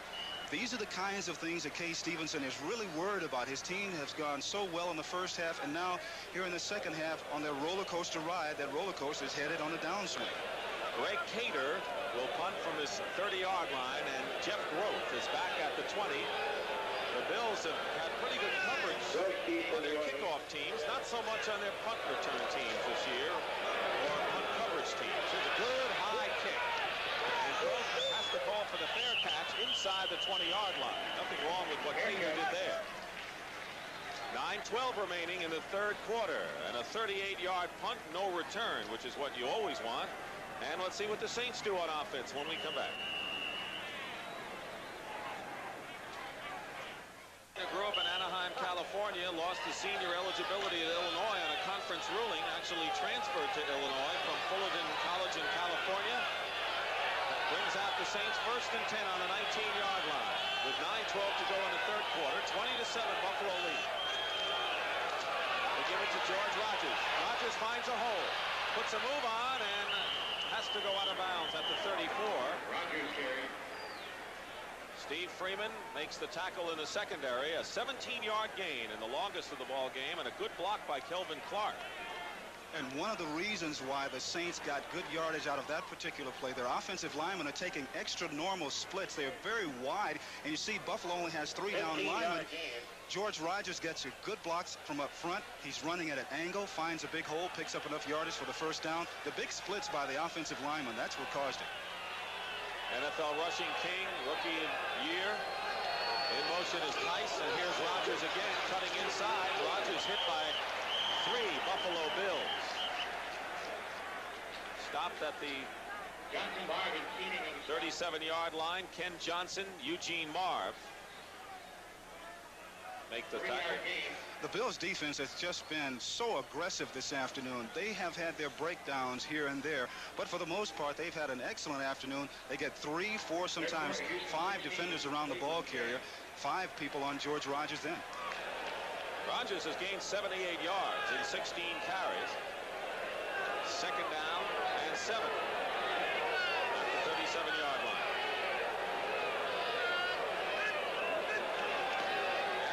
George again. Rogers busts up past the 40 and close to the first down at the 44-yard line, and I believe he may have it by less than a yard. Once again, Steve Freeman, the veteran of the secondary, along with Charles Romes, combined to make the tackle. Freeman in his 9th year. And Rogers may have a first down. We're going to measure it, but from our vantage point, it's awfully close. Looks to me like he has it by the length of the ball.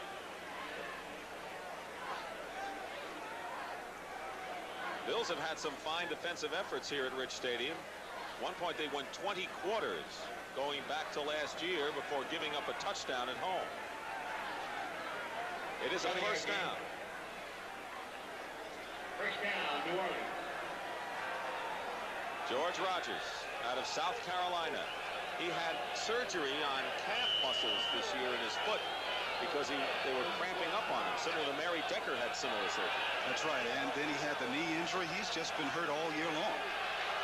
First and 10 now at the 44-yard line. 7:58 to go in the third. Pressure on Dave Wilson. Wilson going up on top to Kenny Duckett, and it's way beyond him and almost intercepted by Steve Freeman, and he was the closest to the ball.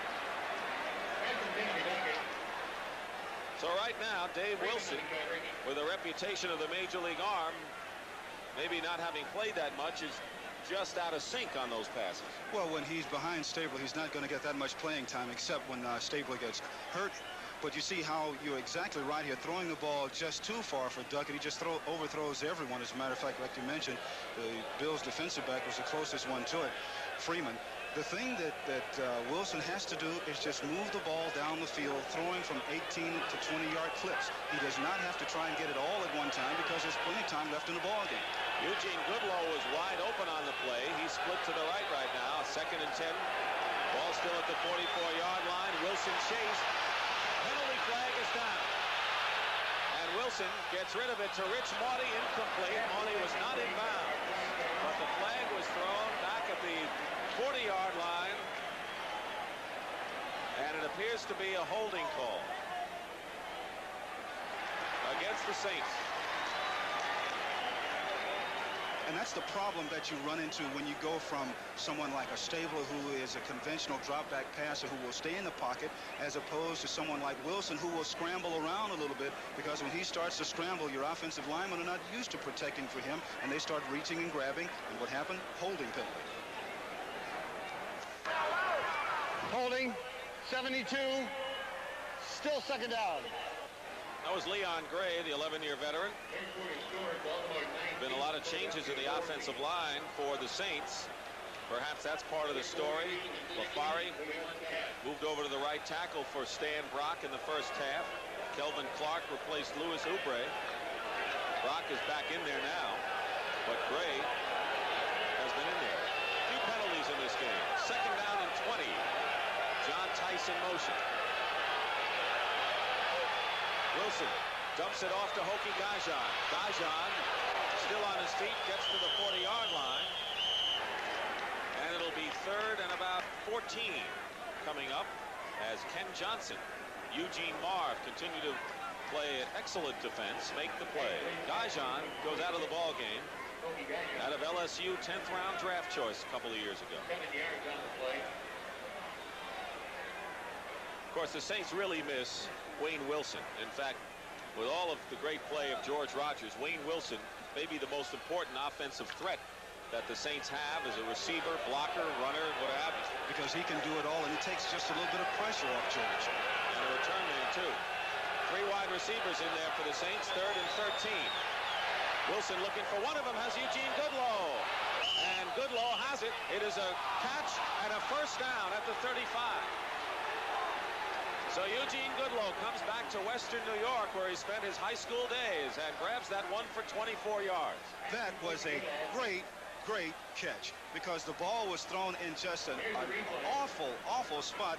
But Goodlow, who has great athletic ability, goes up, comes down, his left foot is in, his right foot is in. Just a super catch. Even though the Buffalo Bills were complaining he was out of bounds, you could clearly see he brought both feet down in. So he caught it despite Chris Williams and Michael Kennedy right around him. 1st and 10 for the Saints on that 24-yard play. 6:45 remaining in the 3rd quarter. It's 20-7. The Bills lead the Saints. There's no scoring in the 3rd. Tight end John Tice. Fake. Wide receiver screen. It's tipped and intercepted by Freeman. Steve Freeman brings it down the sideline. And Steve Freeman is out of bounds at the 48-yard line.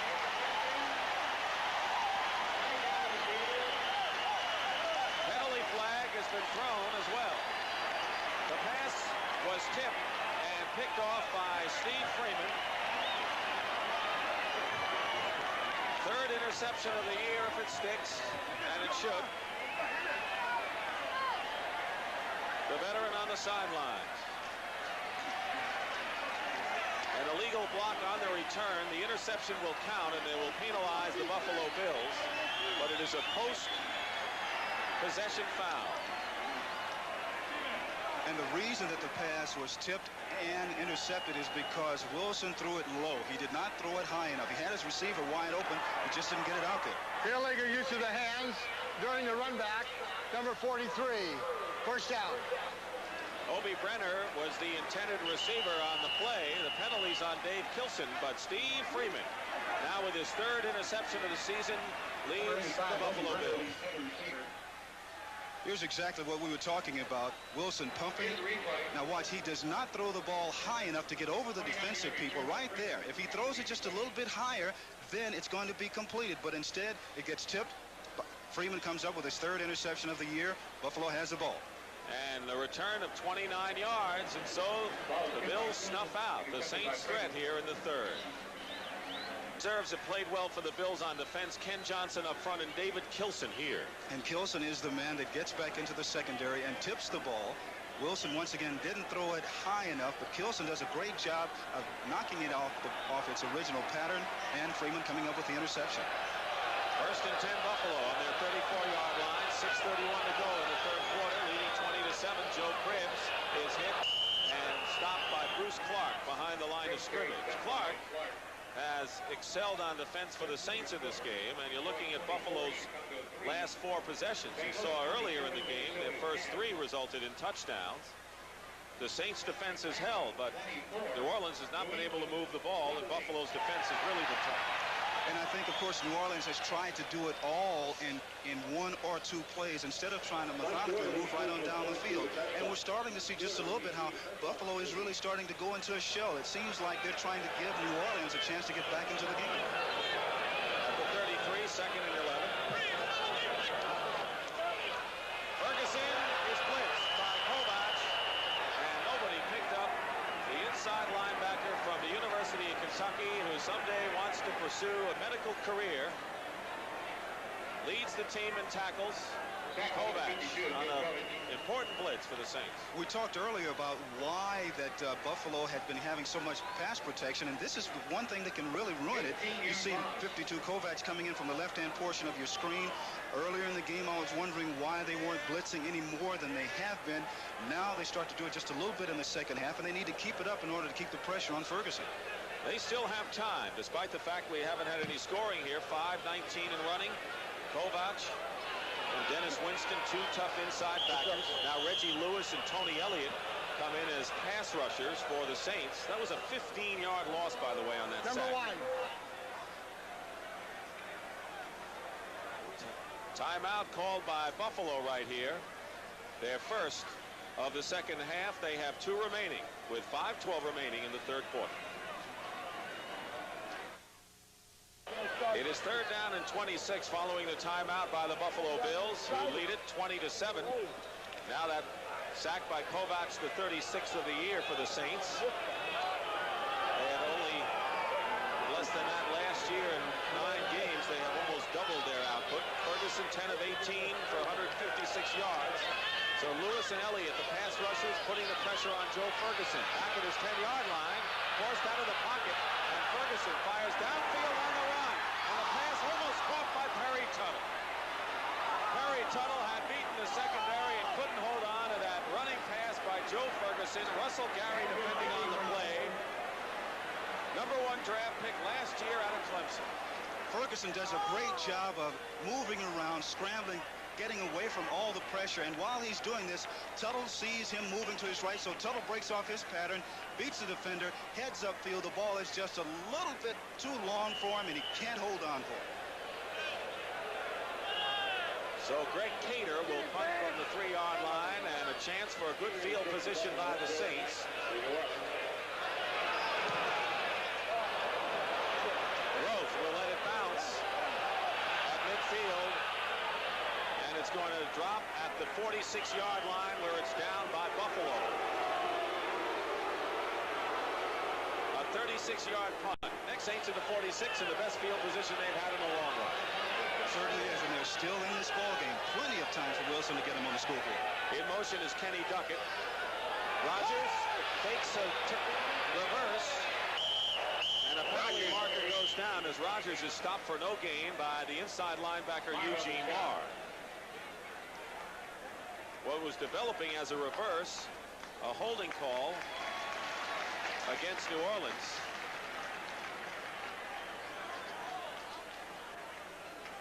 Talked about an important man missing from the Saints lineup today, Wayne Wilson, who actually gained 100 yards or more for 3 straight games, something that even George Rogers hadn't accomplished, and a good receiver, an important man, and I think they really miss him a lot. They certainly do. Holding, 67, 10 yards, still first down. Penalty is on Stan Brock, the right tackle, whose brother plays for the New England Patriots, Pete, and of course has made many trips up this way to Orchard Park. It is still first down, 1st and 20 at the 36. 4:46 remaining in the third quarter, 20-7. The way the score was at halftime. Buffalo leading New Orleans. Draw play to Rogers. Rogers to the 42-yard line. It'll be second down and about 14. Irvin Parker, the right outside linebacker, makes the tackle. The New York Giants have tied up the Dallas Cowboys in the third quarter at the Meadowlands, 17-all. Atlanta running away from the New England Patriots. The Colts over the Eagles. Here's another third period score. It's St. Louis over Minnesota, 27-10. And the Detroit Lions really putting it to the Bears, 24-3. Houston over Cleveland, 16-13 in the third period. George Rogers has gained 91 yards in this game. Tice goes in motion on 2nd and 14. Wilson dumps it off to George. Rogers to midfield. And Rogers is just shy of a first down by about a yard on a good screen pass. Chris Keeley makes the tackle on George Rogers. You mentioned something a little while ago, Dick, about George catching the ball a lot more. This is one of the things that I'm sure that Bum Phillips wants to do a little bit more of in the second half here, because we all know that he can run with the ball, but not too many people have seen him come out of the backfield and catch it. Catches the screen here, picks up almost enough yardage for the first down. It'll be third and about 2.5 to 3 yards, but a good block there by John Hill. So we've seen Rogers catching 2 passes today and coming into the ball game having caught only 3 all season. Third down and 2. For the Saints, this is really a third down they need. Rich Mauney goes in motion. Wilson up on top to Hobie Brenner, overthrown, incomplete. It'll be 4th down.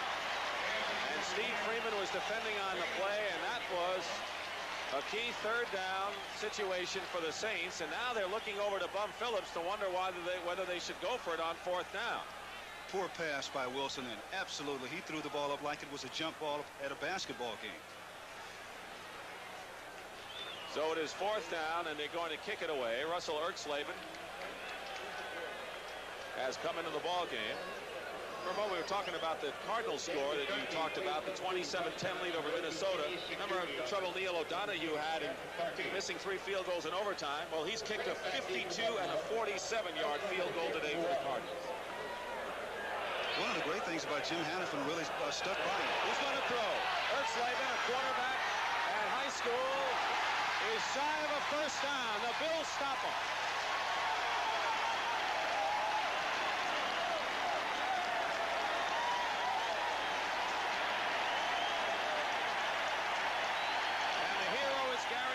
A free agent cornerback out of the College of the Redwoods in Eureka, California. And there you saw Bum Phillips kick the ground in disgust.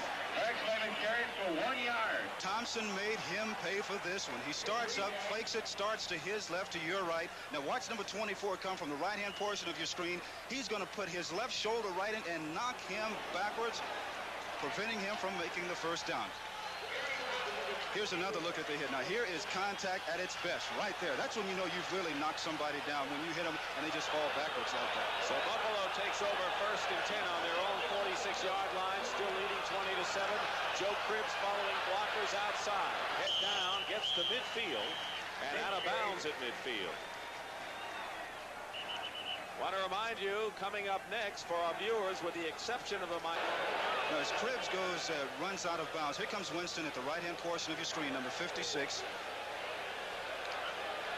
Nothing wrong with that right there. The only thing we can assume is that as they rolled out of bounds and while they were out of bounds, there was some extracurricular activities. 1st and 10 Buffalo on the Saints 36-yard line. Joe Cribbs gets a couple of yards.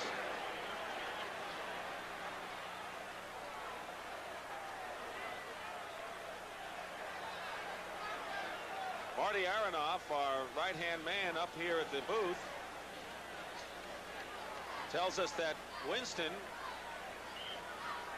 might have gotten hit or felt he got hit by someone not in uniform on the Bills sideline, and perhaps Sherman White, the defensive end who's not playing in this game and was shaken up. Whatever it was, Dirk Winston got kind of angry and was called for the foul. Meanwhile, it is 2nd and 9 at the 35-yard line.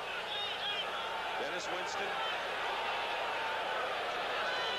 2:08 remaining, third quarter, 20-7 the score. Ferguson wants to up the lead, and Ferguson finds Mike Mosley, and a first down inside the 25, and another penalty marker is now. 12-yard pickup. Frank Watland and Johnny Poe make the tackle, and we'll have a face mask call against the Saints.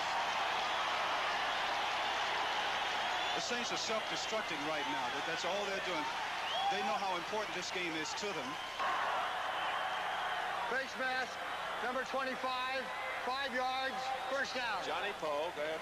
But Poe has no one to blame but himself. First of all, he's playing too far off the wide receiver, which was the first mistake. Then he made the second mistake, which was going in after making the tackle and grabbing the face mask. You can see how far off he is off the receiver after he's already caught the ball. Then he goes in to make the tackle, and he reaches around with his right hand and pulls the face mask. This is one of the things Bum Phillips didn't want to see his team do last year, and that is kind of lose the poise a little bit and get out of the concentration of the game. Roosevelt leaks. Another penalty flag. Charges inside the 15-yard line. Jim Wilkes, the defensive right end, makes the tackle. And another penalty against New Orleans, this one offside. What can Bum Phillips do? Only thing you can do, you don't want to call a timeout because you want to save those for your offense later on in the ball game. But the thing that he has to do is to calm them down. Someone out there has to be the leader in that defensive huddle and to tell everyone to calm down just a little bit. They still have enough time to get back into the ball game. The Saints were penalized 10 yards in the first half, but 45 yards in this third quarter alone. Like we said, self-destructive. Offside, 74, 5 yards, penalty accepted, still first down. Erlen Moore, the nose tackle, Jim. See what they're doing what the Saints are doing in the huddle right now. They're hollering and they're screaming at each other, which is the worst thing in the world that you have to do as far as the defensive unit is concerned when you have a calm offense that's moving right down the field. Someone should step in the huddle and tell everybody, shut up, play football. Are they screaming at each other because they're not getting the job done, or screaming at each other to get to the Bills? They're screaming at each other because they are making mental mistakes and physical mistakes out there. It is 1st and 5 with a penalty accepted on the 13. Roosevelt Leaks remains the single setback for Joe Ferguson. And here is Leaks. Leaks gets inside the 10. 1:45 showing on the clock in the third quarter. Whitney Paul and Russell Gary make the tackles for the New Orleans Saints. This is the first game the Bills have played this year against an NFC opponent. They've had a losing record in their past against NFC teams. And of course, their home field record has not been anything to brag about. 2 wins and 3 losses, been shut out twice, but they're winning here. And once again, from the 20-yard line in, I feel that the Bills are one of the best teams in the NFL at passing because of the mobility of Ferguson and the crossing patterns that they have been able to use and run so successfully in the past.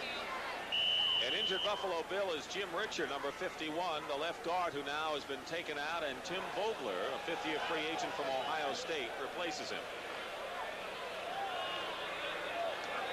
Ken Stabler started the game for the Saints. This time, not the knees, but the ribs forced him out of there. Dave Wilson has been in, but meanwhile, Ferguson is marching the Bills. And with 2nd and 1, Roosevelt Leaks close to a first down. Under a minute remaining in the third quarter.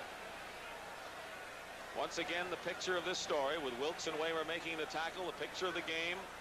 The Saints 5-3, coming in tied with the Rams for second place, a game behind the 49ers in the NFC West. The 49ers are playing the Jets today. Most of you will see the Rams and the Dolphins coming up next. Those of you in Miami will not. And of course, the Bills tied with Miami at 5-3 for first place in the AFC East. It's a first down for the Bills.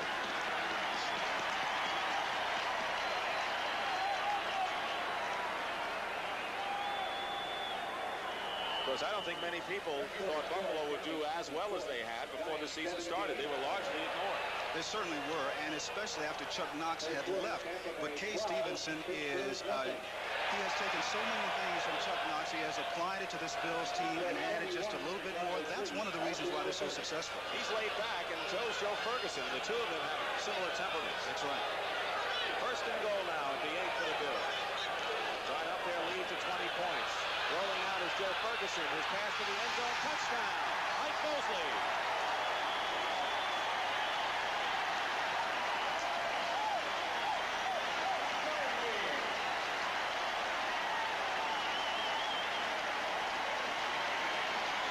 So Mike Mosley, who had been injured, now in his second year from Texas A&M, has caught 4 passes today, 2 of them for touchdowns, and his first 2 touchdown receptions of his career.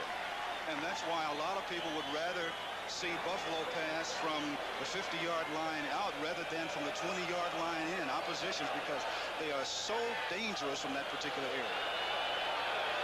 Joe Danello with Poplar holding, and the kick is good, so Danello 3 out of 4 in conversions in this game, and it's a 27-7 game. I talked a little earlier about how Ferguson adds another dimension to their offensive unit. Here he could even run it if he wants to, but no, he decides to pass Mosley wide open going into the corner of the end zone, and that's one of the things that Ferguson does best. He's able to find his receiver and put the ball right on the money. He's had a brilliant afternoon. He has 18 touchdown passes, does Joe Ferguson on the season, and 4 in this game. This is the 3rd time in his career that Joe Ferguson has thrown 4 touchdown passes in a game, and it's a fine day for Kay Stevenson. Twice he has thrown 5 TD passes.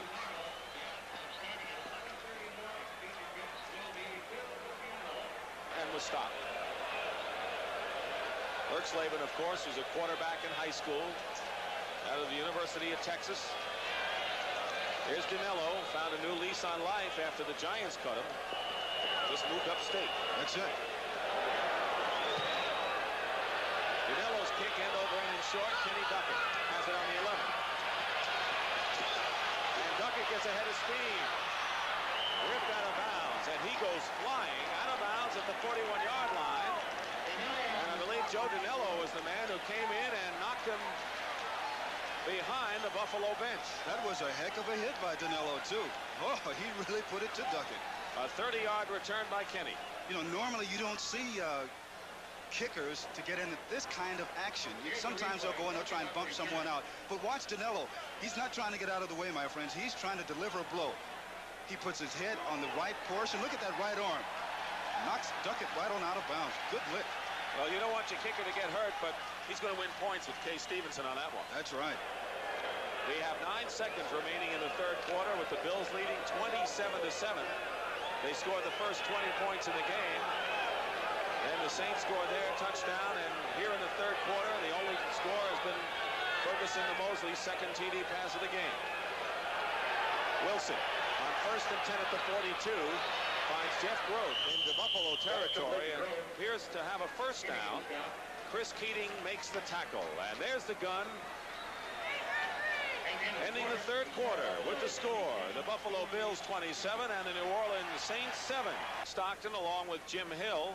The New Orleans Saints trying to generate some offense here, trailing 27-7, have a 2nd down and 1. And if they have any trick plays in order to get back into the game, they better start using it. Dave Wilson to Hokie Gajan has a first down. Gajan fights to the 45-yard line. In the interconference battle, since this is an interconference game, the NFC has an edge over the AFC 11-9 coming into this weekend. Of course, Buffalo is winning this one. Atlanta, though, is beating New England, and Philadelphia is ahead of Baltimore. 4-yard gain. Youngest head coach in the league, and a man who quietly stepped in, probably got less publicity than any of the new head coaches this year. 1st and 10 at the 45 of Buffalo.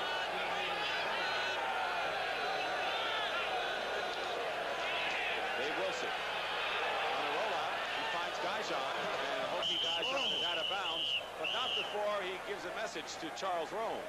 Get out of the way. Oh, my goodness. I think Charles will take a little teasing in the meetings tomorrow from his defensive unit, because these are things that can be not only harmful to your health, it's very embarrassing to have a running back just to come up to you and just knock you away as if you were not even there. You don't need a Surgeon General to warn you about that, do you? No, common sense. Gain of 9 yards, second down and 1 at the 36 now. So Wilson has had a couple of second and ones. He gives it to Gaijon on a draw play. Gaijon has the first down with a little extra. Chris Keating makes the tackle, and so Gaijon has been involved in 3 straight plays, and the Saints have a first down at the 34. Gaijon at fullback in place of Wayne Wilson. Can't emphasize enough how the absence of Wayne Wilson affects the New Orleans Saints. Just took away a third or a fourth of their offense. I'll tell you, Gaijon has really been an inspiration to this ball club. First and 10 at the 34. Wilson's pass to George Rogers. And George Rogers, showing what he could do as a pass receiver, stays on his feet, goes out of bounds at the 24. And the Saints may be close to another first down. And I guarantee you the Saints will not give up. Even though they're down by 20 points, they will not give up, because they want to give it everything they have.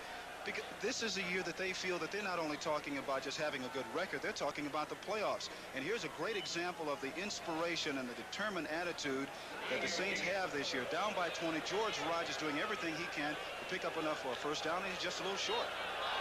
He has caught as many balls in this game as he did in the previous 8. He's gained 91 yards rushing, 24 receiving. It is second and 1 at the 25. Fumble. And Buffalo may have come up with it. We'll wait for the official signal. And it's Buffalo ball.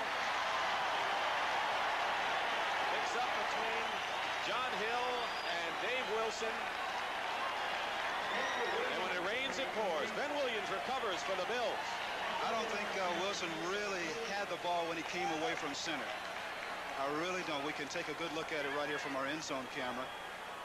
Nope, he never had it. Never had it at all. Ben Williams, alertly. What a great story Ben Williams, as he was telling us yesterday, how they want to prove something from a defensive standpoint. He says, you know, we're tired of hearing so much about the New Orleans Saints and the great defense that they have. We want to go out and we want to show people we can play defense too. And that's what they've done so far this afternoon. The Saints have turned the ball over 3 times today. Buffalo has not at all. And it's first and 10 Bills on their 25-yard line. 27-7 is the score. We're in the 4th quarter. And Booker Moore with penalty markers flying. Dave Waymer makes the first hit, trying to go wide as Moore. But another penalty.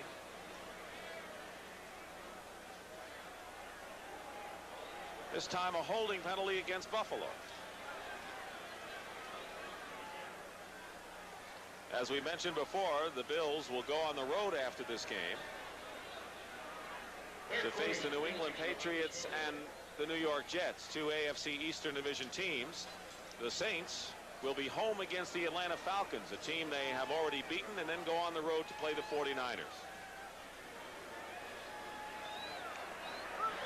Holding, 88, still first down. It was the wide receiver Mike Mosley who was holding on the play, so it is still first down, first and 20 for the Bills. They're on their own 15.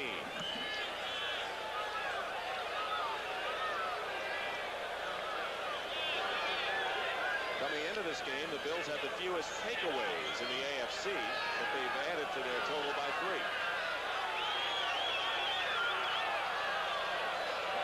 Tony Hunter, the tight end, in motion. Joe Cribbs is the lone back. And Ferguson rolling on one way, going up on top of Joe Cribbs. Dave Waymer had a hand on it and knocked it away. Dave Waymer, of course, the most experienced of the starting defensive backs at Notre Dame in his 4th year. He has no interceptions this year, but has deflected many passes. Scores around the league. Let's bring you up to date. The Cowboys and the Giants in a struggle that maybe the Cowboys didn't think would be as tight. Houston leading Cleveland by 6 in the 3rd quarter. Tampa Bay, look at this, 12-0 over Pittsburgh in the third quarter. Tampa Bay and Houston could get on the win board for the first time. Philadelphia leading Baltimore 21-19, and Atlanta all over the New England Patriots. Second down and 20.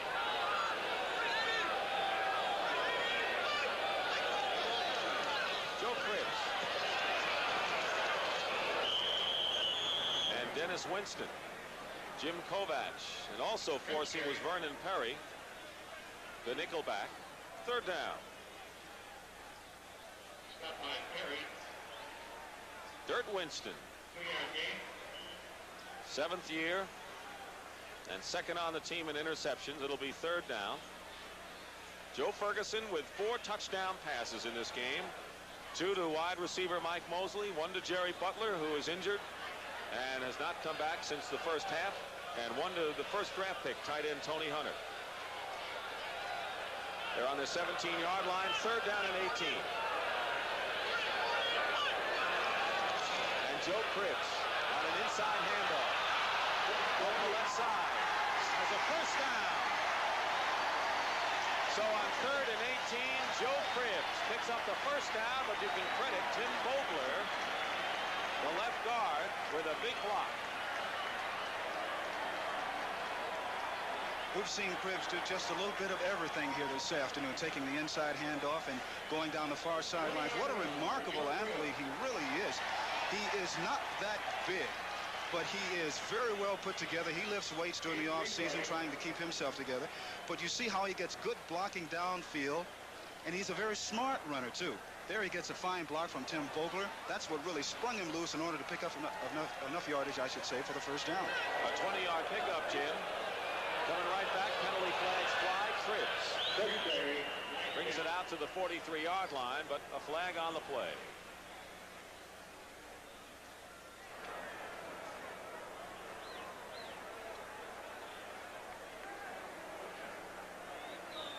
Illegal procedure call. Man in motion against Buffalo.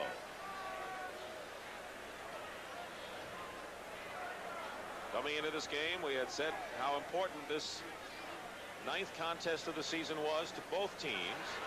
Illegal motion, 61, still first down.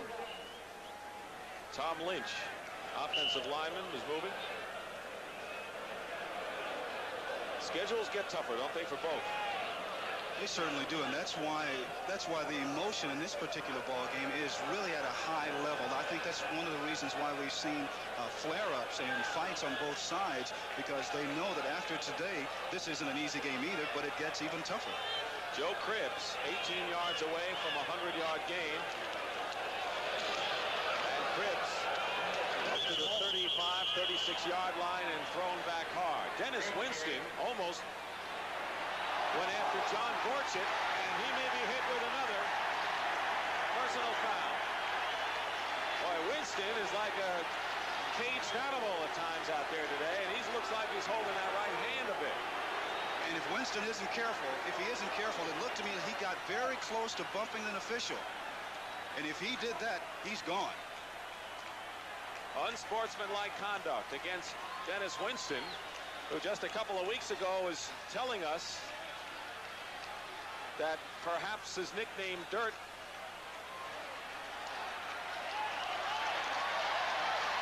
was a name that he probably deserved in high school. Unsportsmanlike conduct, number 56, and disqualified. First down. And there you heard it. Dennis Winston's been disqualified from the game. Dennis told us a few weeks ago, he says, I have to say that I was a rougher than rough player when he was in high school. Those things are all right, but if you watch what he does now, this is really uncalled for. What he's going to do is he gets so close up to the official, he really starts to bump him. He's howling and screaming on the bottom of the pile. He thinks someone did something to him. Bumps into the official right there. Then when he looks at the official, he pushed him right there. You see him? When he pushed him, that's it. You're gone. Goodbye for the afternoon. And Russell Gary immediately came up. He saw what was happening. So Dennis Winston's been disqualified. Glenn Red is in the ball game, number 58. And here's Joe Cribbs on 1st and 10 at the 48 of the Saints. Stopped by Reggie Lewis, and another penalty flag is down, and You know, of all the games I've seen this year, this is the closest one that you could say maybe getting out of hand. Yeah. That one actually is a personal foul against the Bills. But what the Bills are trying to do is get back at the Saints for some of the unnecessary roughness that New Orleans has come up with. But you have one of the finest officials in the NFL, referees, I should say, in Jim Tunney. And if there's anyone that can keep this thing in order and prevent any fight from breaking out, he's the man that can do it. Personal foul after the play was over. Number 72. It is second down. That's Ken Jones. Ken Jones out of Arkansas in his 8th year. Don't forget, CBS Sports Saturday returns November 12th. World Figure Skating Championship. Scott Hamilton, Rosalind Sumners, and athletes from 7 countries. John Madden did a special report on NFL players who have suffered injury and how they've coped with their lives. Draw play to Joe Cribbs, and Cribbs is stopped at the 40-yard line. It will be 3rd and 11 yards for the Bills. The tackle made by Frank Warren, defensive end. It's amazing as you look at the penalty story, which has really picked up, Jim, that these teams have not really played each other that much. Their history is 1-1. It's only the 3rd time the Saints have played the Bills. First time New Orleans has played up here in Buffalo, and yet these guys are going at each other like they played twice a year for 20 years. Like they're arch rivals with each other. And one of the things that we've noticed is that there's been an enormous amount of piling on at the end of each play. And if they don't stop that from happening, we're going to have a fight. 3rd down and 23 at the 40. Out of the shotgun for Joe Ferguson. And a legal procedure at the line of scrimmage, and actually 3 penalty flags at that. It'll be against the Bills. And it will be marked off, so it'll be 3rd and 28. False start, 65, still 3rd down. Still 3rd. Joe Ferguson has his team comfortably in front, 27-7 here with 11 minutes and 3 seconds remaining in the 4th period. The Association for Research of Childhood Cancer. Thanks, cause contributors except those who wish to remain anonymous will appear in the Lewis and Byron Franklin come out to the left. Mosley split to the left, to the right. Bridge caught by Frank Warren. So a big play by Frank Warren in his 3rd year from Auburn, and 3rd-round draft pick. This is a very deep defensive line. Of course, when they're playing well, they're very impressive. This has been a rough game for the Saints, but they use all 6 of their defensive men up front, and they all can play. And they've been very, very successful with it so far this year. But this is one of those afternoons where things just didn't go their way, and they're going up against a team in the Bills who just want this contest more than they do. Greg Cater will punt, and Groth is back at the 35-yard line. 10:25 and running remaining in the 4th period. 27-7 the score.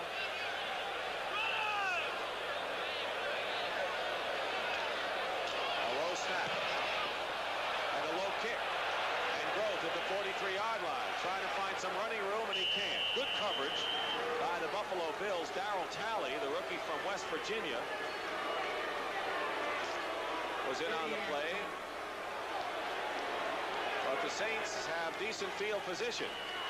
They have had rough sledding today, and it's been a long afternoon. For Wilson has completed 10 of 17 for 102 yards. This is the most action he has seen. Stabler, of course, was hurt in the opening game of the year against the Cardinals, and Wilson finished that one. 1st and 10 at the 48. Wilson with enough time.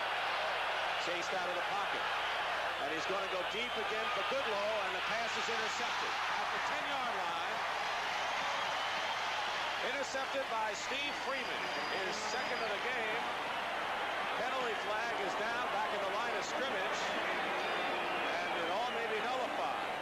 We have a personal foul against Buffalo, and it will be nullified. Ken Johnson, the guilty party, I think. Maybe a late hit.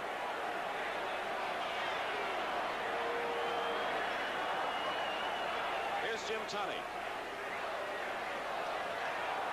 Personal foul, number 91, roughing the quarterback. First down. And roughing the quarterback instead of an interception by Steve Freeman, his second of the game, and a turnover. The Saints will have the ball at the 38-yard line of the Bills. First and 10. 9:55 remaining in the fourth period. 27-7 Buffalo lead. Wilson in trouble. Gets it away to Austin, who drops the ball. So Cliff Austin, the rookie, was open. The ball was right to him, and he dropped it. He heard those footsteps coming. You could see he took a little peek downfield to see where the defensive people were. The ball hit him, bounced right. Austin will be at the right-hand portion of your screen, and he's going to hear Irvin Parker coming, number 62. You watch him now. He's going to come up and try and catch the ball. He's going to look right now. Just as the ball got there, he looked up and saw Parker there. He said, no, no. That was really graphic. He didn't, when the ball got to him, he was looking at Parker. That's right. Couldn't see it any better than that. Second down and 10 at the 37. This pass overthrown, intended for Lindsey Scott. Covering on the play was Chris Williams. Chris Williams of LSU covering Scott of Georgia. I'm sure they've hooked up before in the Southeast Conference. It'll be third down. Wilson's been struggling. That's putting it mildly. It's really been worse than that for him, because the game has really gotten ragged here in the fourth period. And on top of that, the emotions have picked up, and it seems like some people have forgotten about playing football and started trying to get back at each other. Well, that's quite a commentary on the game. It's about the way it's been. Wilson going up on top for Tyrone Young, and Young makes the catch at the 5. So Tyrone Young, the rookie free agent from Florida, uses his 6'6" height to good advantage, and he grabs it with Steve Freeman and Chris Williams trying to defend him. Well, we mentioned that the Saints are not going to quit. They are not going to give up no matter what the score is. And Young does a beautiful job of timing his leap here. He jumps up in front of the defenders, between the two defenders, plays the ball perfectly, coming back and catching the ball at its highest point, while a couple of the defenders were just standing there, maybe waiting for it to come down. But once again, the Saints not giving up no matter what the score. 32-yard play. First and goal at the 5 now for the Saints with 8:58 and clock running. Dijon and Rogers, and there is George getting to the 1-yard line. It'll be second down. Eugene Marv, Steve Freeman make the tackle on George Rogers, who's getting close to that 100-yard mark himself.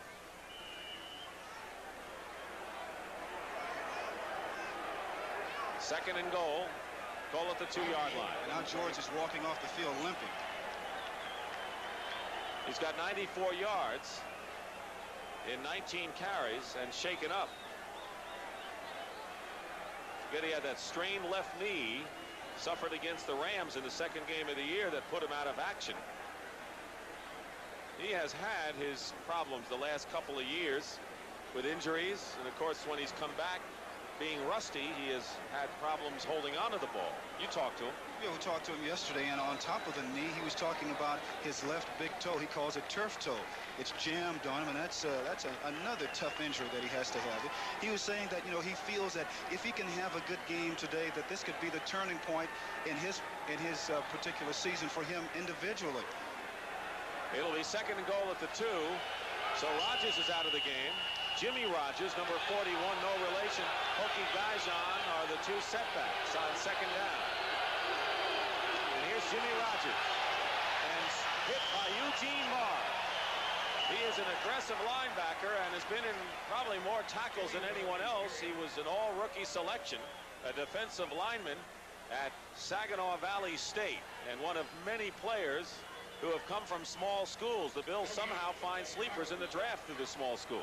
That's right, and here's where you find out who your men are on your ball club. When it gets down to the goal line from the 5-10-yard line in, and the Bills have just done a great job this afternoon. I take my hat off to them.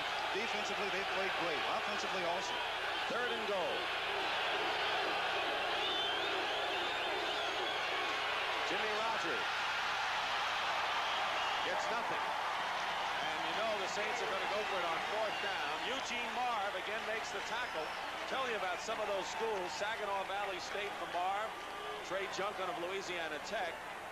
Romes from North Carolina Central, and Haslett, who's injured, from Indiana State. And somehow they find the sleepers, and not to mention some of those defensive backs from the likes of College of the Redwoods and San Francisco City College. Timeout called for by the New Orleans Saints. It'll be 4th down and 2, and they're going to have to go for it, obviously.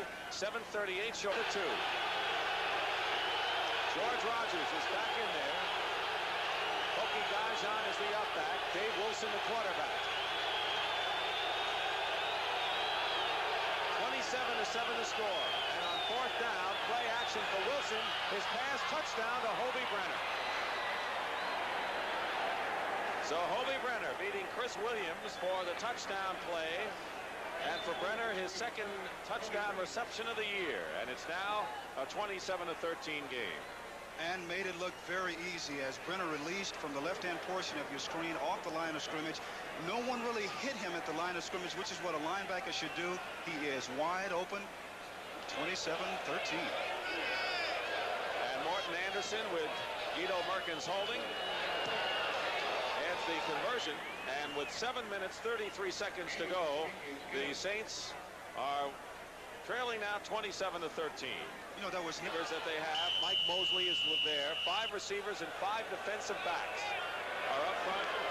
And instead, he booms the kick. Morton Anderson. Back to Rob Riddick. And Riddick inside his 5-yard line, running it out, is hit and hit hard at the 20-yard line. Of course, it's really too early for an onside kick with 7.5 minutes to go. And of course, the impression that people may have watching the game is because of the penalties and the disqualifications and all the problems that there are only 2 minutes to go in the game. The quarter has taken a long time, but not on the clock. We have 7:24 to go. Buffalo games the rest of the way, and they've got some tough ones against the Rams, the Raiders, the 49ers in Atlanta, not to mention their own division games. They really do, and that's one of the reasons why they feel this game is so important, because they know that they have the 1st and 10 at the 20-yard line for the Bills. Now it's up to Joe Ferguson to try to use as much of that clock as possible. He's going to go to Joe Cribbs going wide. And Cribbs is hit and stopped by Glenn Red, number 58. Glenn Red, of course, is playing in place of Dennis Winston, who was disqualified following an unsportsmanlike conduct call. Red was injured all of last year, but led the team in tackles the previous year. He's been bothered from time to time by double vision. He's had that injury, and Red has been around a while. You know, a lot of times when you are a player who gets in on a lot of contact, you notice how you will have a lot of double vision. I wouldn't be surprised to find more players who have that. 2nd down and 10 after no gain by Cribbs. Ferguson already has thrown 4 touchdown passes.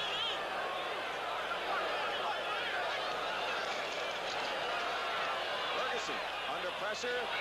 Pass incomplete. Out of bounds was Tony Hunter. Defending on the play was Whitney Paul. So it'll be 3rd and 10.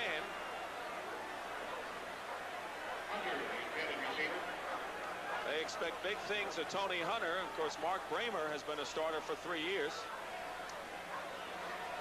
Hunter is a big target, and I think the real reason why the pass is out of bounds and incomplete is because Whitney Paul gets over and does a great job of trying to making Ferguson throw the ball just a little higher than he normally would like to.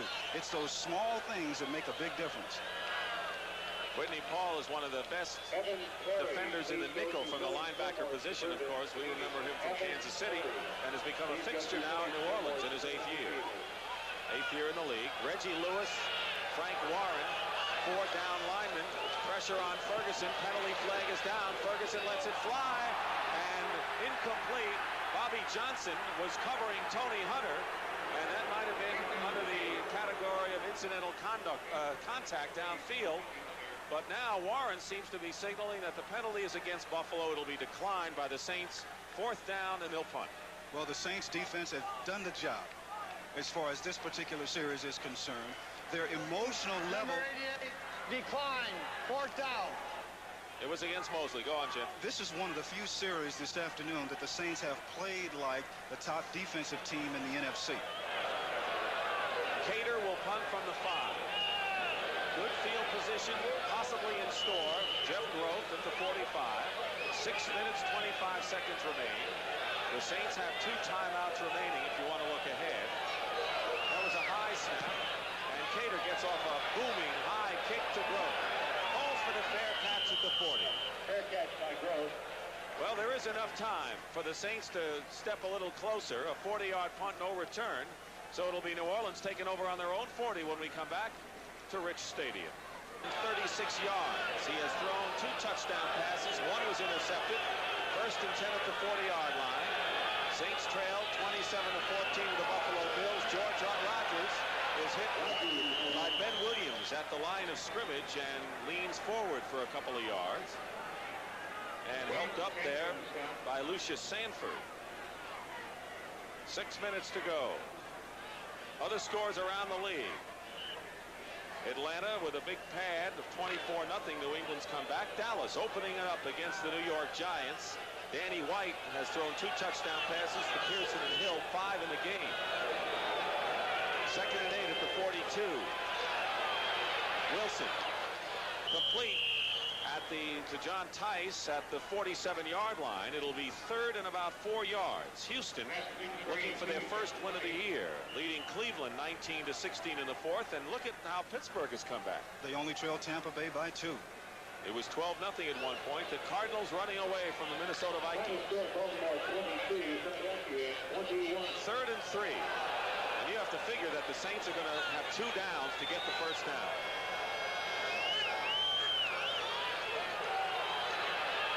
Wilson chased. He could run for it. Instead he throws. It's caught by Hobie Brenner, who runs out of bounds to stop the clock. A first down for the Saints at the 32-yard line. David Kilson, the rookie free agent, makes the stop. This was a 25-yard gain. Wilson to Brenner.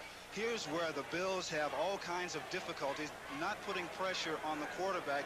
They're going to have to start blitzing here and putting more pressure on it, because Wilson, as you mentioned, Dick, he could have run for the first down here, but he decided to pull up, saw Brenner downfield, got the ball to him, wide open, first down. Here come the Saints moving again. Hobie Brenner has caught 4 passes for 38 yards, including a touchdown. First and 10 at the 31 of Buffalo. 4:58 on the clock. Wilson, quick toss. Tyrone Young goes out of bounds. So they'll pick up at least 4 yards on that play and not use up much time. Tyrone Young, who got a 32-yard pass before. He is a rookie free agent, as we said, from Florida, and has had different uniform numbers. Started with number 23 in preseason, then the number 40. Now he's settled on number 89. Buffalo better be careful. They got to put pressure on it. They better send some linebackers and start blitzing. Second down and 6 at the 27 of Buffalo. 27-14 in favor of the Bills. John Tice, the tight end, in motion, and they flip it to George Rogers. He has some blockers, and Rogers gets it inside the 25-yard line. He'll be shy of a first down by a couple of yards, I believe. It'll be 2 yards short. Eugene Marv and Irvin Parker, the outside linebacker, make the tackle on Rogers, who has caught more passes today than he has 4-yard gain. all of the season leading up. Minnesota scores to narrow the Cardinal lead to 10 in the 4th quarter. Third down and 1. Call it a long one for Dave Wilson. 4:16 remaining. Flips to Rogers. Rogers first down inside the 20, and George Rogers gets inside the 10. Tough to bring down, and has first and goal at the 5.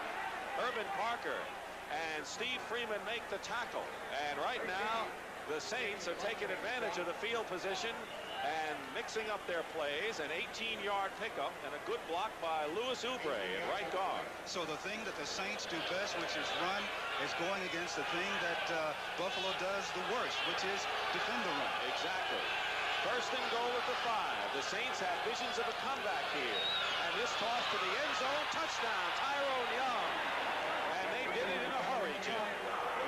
He beat David Kilson, Tyrone Young, and the Saints with new life, now trailing 27-20 as Dave Wilson has thrown his 3rd touchdown pass of the game. And what's happening is that Buffalo is just standing around. They're waiting for something to happen. They are not doing the attacking. Instead of attacking like they should be, that particular time they got caught, touchdown, and now they're right back in it. Morton Anderson with an important conversion. It's good, and it's now a 27-21 game with 3:34 to go. The New Orleans Saints following our game. They have the receivers and defensive backs up once again, anticipating a possible onside kick, although that's not probable now. And Anderson booms it back to Riddick at the 5. Riddick looking for a spot and brings it up to the 17-yard line. George Rogers has gone over 100 yards. 114 is what he has. Bobby Johnson makes the tackle on the return. So the Saints are looking to get the ball again, and that depends on their defense. And Riddick made a critical mistake. So the impetus has gone over to the Saints side. The question is, can they take advantage of it? Roosevelt Leaks gets a couple off the left side. Each team has 2 timeouts remaining. Joe Cribbs is the setback. Tony Hunter in motion. Play action pass. A screen to Mosley. And Mosley's hit behind the line by number 29 on the 18. An important play unfolded.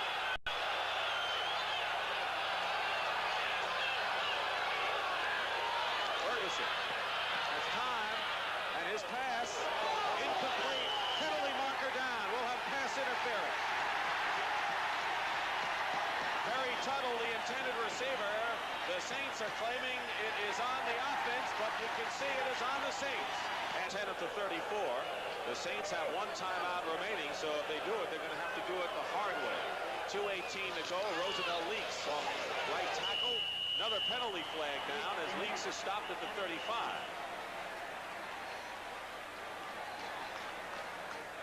Possible face mask penalty, but we'll wait and see.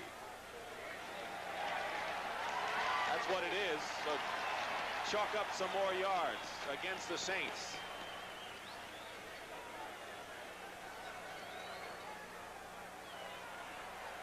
It was 3rd and 9, pass interference, and then a face mask penalty. Face mask, number 52, 5 yards. Jim Kovac. 1 for Joe Ferguson. He's got some room here. Cribbs going outside left. Trapped. And gets a couple up front to the 41. It'll be 2nd down and 4. And Tempest flare again. Tony Hunter, Greg Stemmer, but they look like they patched it up quickly. I think they found out that the officials aren't going to take any noise from it. Dave Wilson with scores to Tyrone Young, John Tice, and Hobie Brenner. We want to use up as much time as possible, and Joe Cribbs dives forward. This is his 7th punt of the game. The Saints have used up their allotted 3 timeouts this half. And they're letting that clock run to 5. Oh, the game clock isn't running. And the penalty flag is down, and we'll have a delay of the game call. But I don't know what it accomplishes. Delay. They perhaps, Jim, were worried about a block. See, they were worried about the blocking assignment, and what New Orleans kept doing is they kept moving back and forth in their defensive line charge there, which was confusing the blocking assignments for the Buffalo Bills. Normally, when you come up to block on a punt, everyone comes up to the line of scrimmage and they point out who they want to block. The Saints doing the smart thing, moving around, jumping from side to side. That caused the confusion, that got the delay, and it picks them up an extra 5 yards. You sound like you've played this game. I read about it just a little bit. One play I was in, yeah. Well, Packers, Chargers. Who did I miss? Cleveland. Cleveland Browns. Yeah. Kept it packed all the time. Oh, I'm telling you, yes. During the delay foul, the clock was run inadvertently 2 seconds. They're going to tack 2 more seconds. Held after the ball is snapped. So they're going to hold the clock. It says 1:18, but there are really 1:20 remaining here, so they won't run the clock for 2 seconds. Cater will now kick from without having to go into any kind of a huddle. 27-21, the Bills lead the Saints. Saints looking for a touchdown, trying to win, and they just missed the block. They just missed the block. Groth is back at the 22-yard line, and Jeff Groth is out of bounds at the 26. Michael Kennedy defending on the play and 34 inches away. First and 10 at the 28 with 1:10 to go. They're out of timeout. Wilson's got a throw, and he tosses this to Gajan. Hoki Gajan goes to the 36-yard line, and they're going to line up without a huddle. They know what that play is. All they have to know is the snap count. Under a minute. Eugene Marr makes the tackle. They have no timeouts remaining. Wilson at 2nd and 2. Fires. Caught by Lindsey Scott. And Lindsey Scott has a first down in Buffalo territory at the 40. They run up again. It was Freeman and Romes who made the tackle. They've got to hurry, and they know the play. 27 to 21. The Saints trail by 6. Wilson again. Can't find a receiver, and he'll have to go out of bounds, but he's going to go deep now. Oh, in the end zone. Incomplete. And the Buffalo Bills have to be taking a deep breath. Steve Freeman was back there and just got a piece of the pass intended for Lindsey Scott, who looked like he was wide open in the end zone. Freeman and the Bills are very lucky because Freeman did not know where the ball was. What he did was he turned and he ran for Scott in the end zone. The only thing that happened is that the ball was underthrown. There's Scott right there, wide open, waiting for the ball to come down. Freeman at the last second just put his hands up, not knowing where the ball was. Sometimes it's better to be lucky than good. Absolutely. 19 seconds to go. They're on the 39, 2nd down. They've got to go all the way. Touchdown is the only thing that would help the Saints. And Wilson throws up a high pass in the end zone. Incomplete again. Intended for Goodlow, who is the closest to it. Goodlow is in the end zone. Chris Williams, Steve Freeman, and David Kilson all back there defending for Buffalo. 9 seconds on the clock, and they've got 2 more tries. Let's do it again. Oh, this is great. I like this. You know, we talked earlier about Bum Phillips and the Saints were not going to give up, and they certainly have not. It was 27 to 7 late in the 3rd quarter when Ferguson hit Mike Mosley for his 2nd touchdown reception, and the Saints have come back. But can they make it all the way back?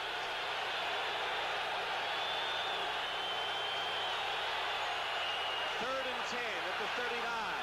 Wilson going deep again in a crowd, and incomplete again. Tyrone Young was back there, and it's 4th down, and the clock is run out, and the game is over. So they might have had 2 tries, but that long looping pass did it. The game is over, and the Buffalo Bills are now 6-3 on the year, and the Saints drop to 5-4. And let's see that last play, Jim. Well, this is all that the Saints could do. They were just hoping for a miracle catch. Wilson throwing the ball deep downfield, high, having 2 or 3 receivers over in the end zone. We looked up, Scott goes up, looks like he has a shot at it, and goes right through his hands. Tyrone Young, rather, number 89. Tyrone Young had an excellent chance at catching it. It went right through his hands. And what a game here in Orchard Park. The final score. And on a reverse, Wayne Wilson. And the 49ers were there. And there with Tina Turner, the right outside linebacker. It was defense that won.